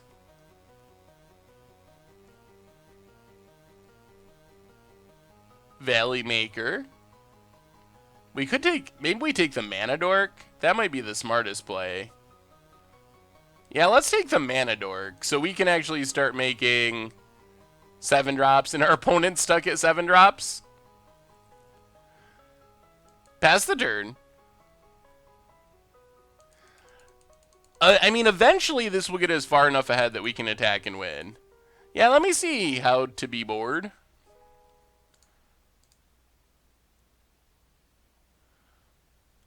Adding white adds some interesting options to red aggro.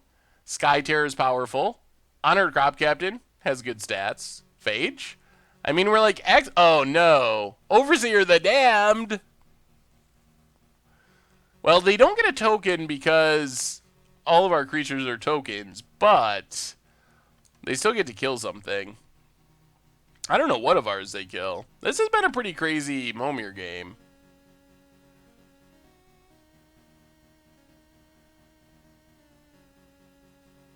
Gonna kill Godsire, so make a beast. Well, there goes part of our creature engine.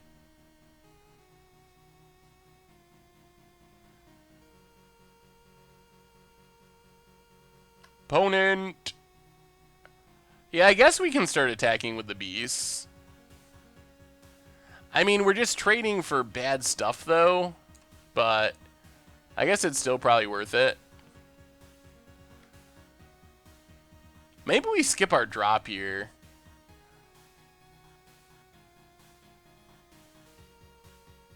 Well, alright. We'll play Flattery. Why not? Make a 7.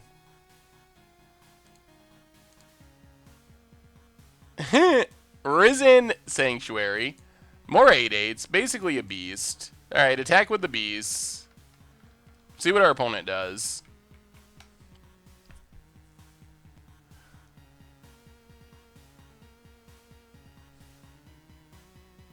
They are down to 13. Maybe eventually the insects will get there.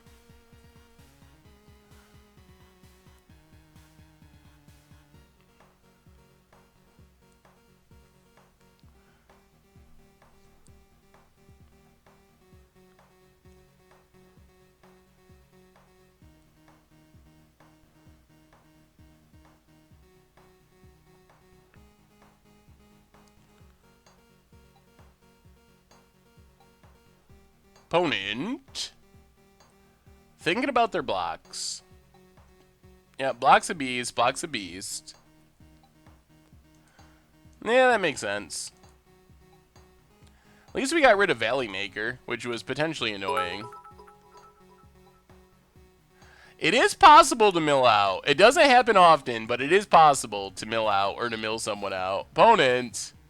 Great Whale. Untapping lands doesn't really do much because you can only play one thing each turn. Seth punts a lot. That's a good name. Hey, Paladin, have a good night. Thanks for hanging out. We'll be back on Thursday, of course, with another one.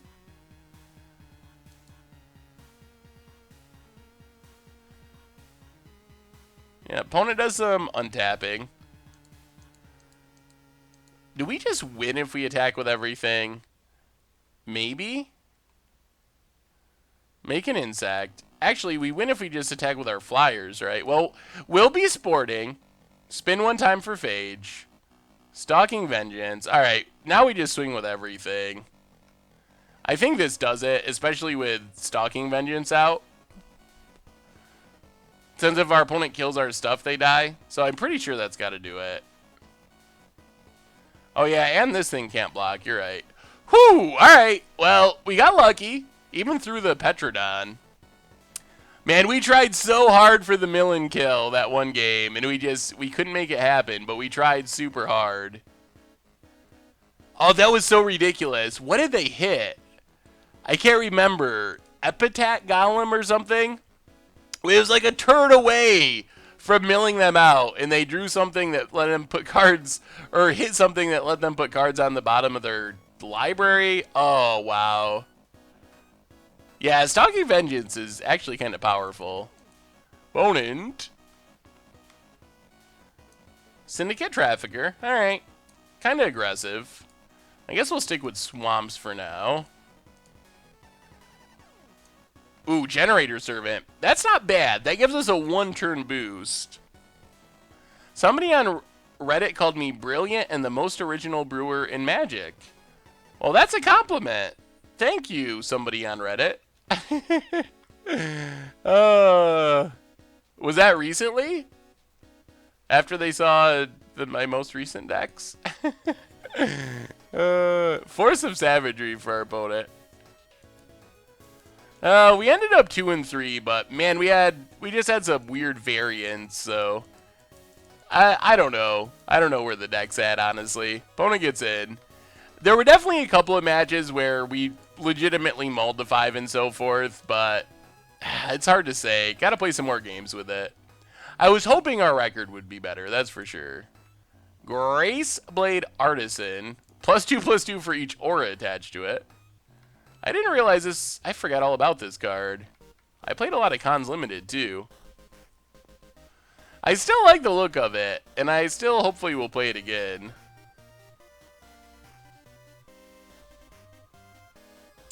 That's probably true, Jay Zoller. Aladdin. Gain control of an artifact for as long as you control Aladdin. Okay. Got the lamp. I guess that's on theme. Best card in the vehicles deck. In the vehicles deck we played tonight, or in the Mardu vehicles deck? In Mardu vehicles, I don't even know anymore. Probably Hardikirin, I guess. In our deck, Scarab God. Oh!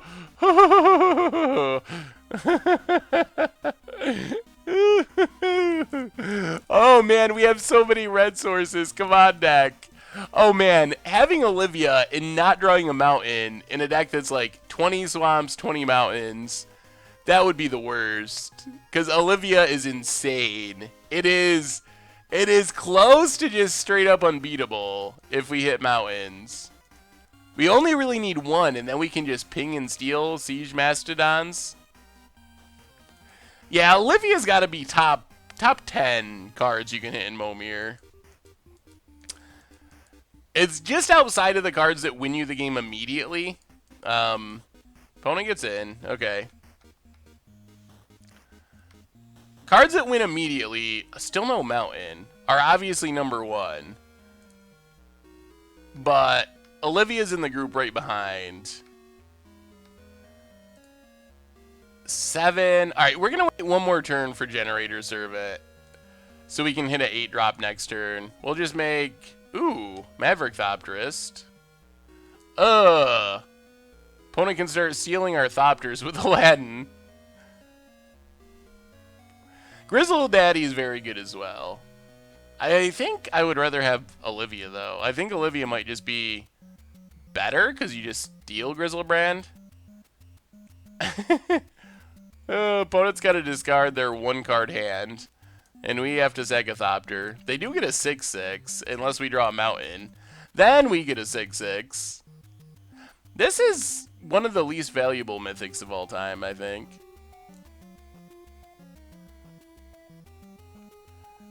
Yes! Yes, there it is. Alright.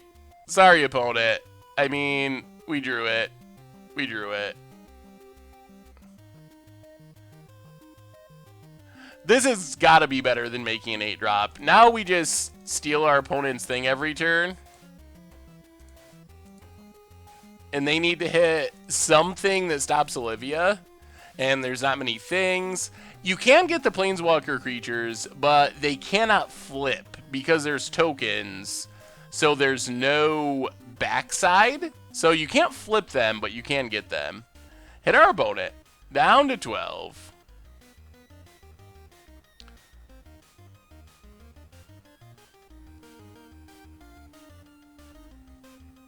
And yeah, I mean, our opponent's just got to find some sort of removal creature.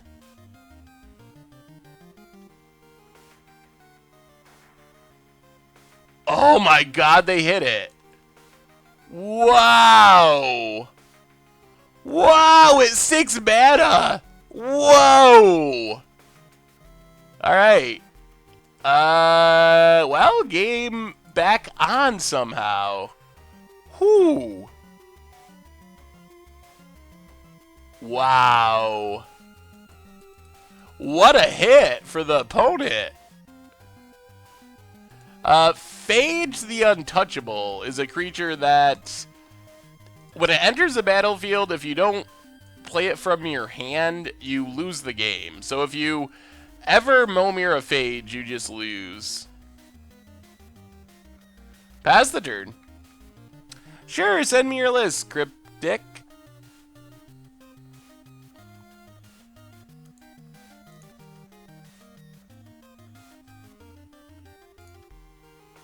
Ooh. It's the big Bring to Light deck. It looks pretty spicy. That is a lot of cards and a Traumatize. Opponent getting in, and I think we actually are going to lose this game now. Unless we get some Bomb 8 drop. Wow. Yeah, other people have hit it. I've just never hit it, but it is in Momir. Well, we need Bounce Kraken or Hoverguard Sweepers, or we managed to, yeah. We managed to get an Olivia and still lose, which is actually pretty impressive. Whew. Alright, well, on to game 3 of our Momir match. What are the chances of losing with a Momir? Losing with a Olivia, rather, in Momir. Alright, we'll play first. We'll keep, like always, in Momir. Swamp Goo. Yeah, the new cards are on here. We haven't hit any yet, but they definitely are here. Fledgling Griffin. Alright, gets in some damage in the air, not bad. That's right. I knew someone famously hit one on the stream.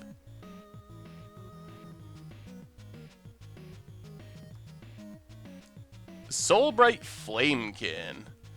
Ooh, that actually gets our opponent to 8 mana once they get to 6 mana. 1, 2, 3, 4. Yeah. Alright, it's like the really weird ram spell. Pay 2. Target creature gains trample and end of turn. If it's the 3rd time the ability is resolved, you add 8 mana. Whoo!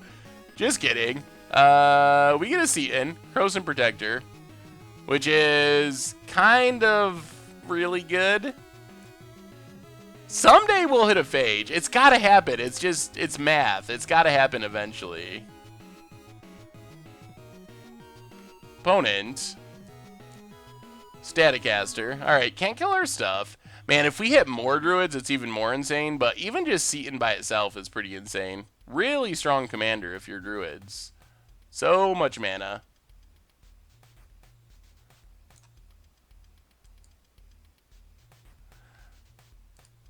And this means we don't have to skip a drop since we have this extra mana.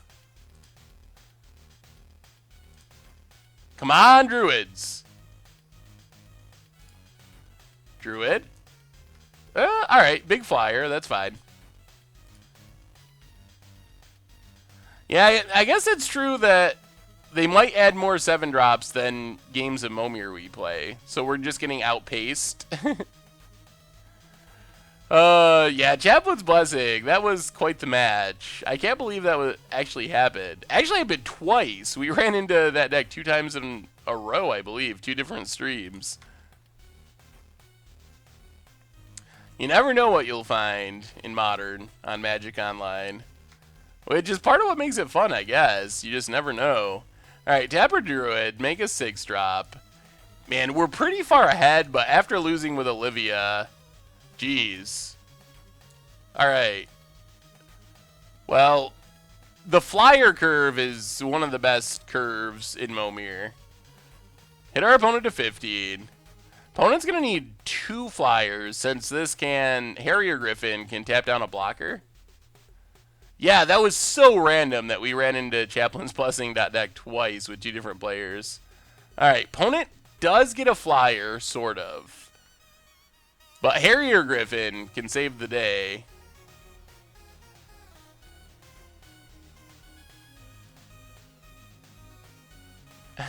Special stream when we hit a Phage. Yeah, I don't know. I hadn't really thought about it. A special Phage stream? You gotta stream until we hit another Phage.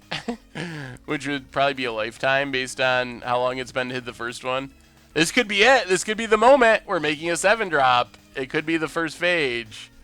Instead, it's a Maul Splicer. Which, I mean, I guess is fine here. Gives us a bunch of blockers. Hit our opponent. Well, our opponent's got 1 spin. 1 spin to stay alive. They have to at least hit a flyer. That's it. Opponent gets a flyer. Okay. So tap. Oh, that doesn't work. Because they have to pay 2 life to give this flying. So I think we actually still win. A little cheeky for the 8th month in a row. Welcome to the Fishbowl. Thank you for your subscription. Big scoops cheer for our new subscriber. So play the land for flying. Make a 7-drop. Give our opponent one last chance at the phage. Not a phage. Attack, attack, attack, attack, attack. And I think this does it, unless I completely miscounted. Because they got to pay 2 to give this flying, puts them to 5, and then they take 5 from the flyers. So I think we snuck out the win over Mage Knights.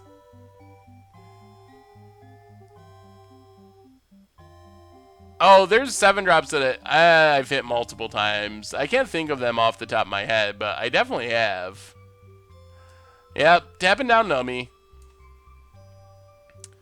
Opponent blocks, opponent blocks. Hopefully I didn't miscount this somehow. That's 7, right?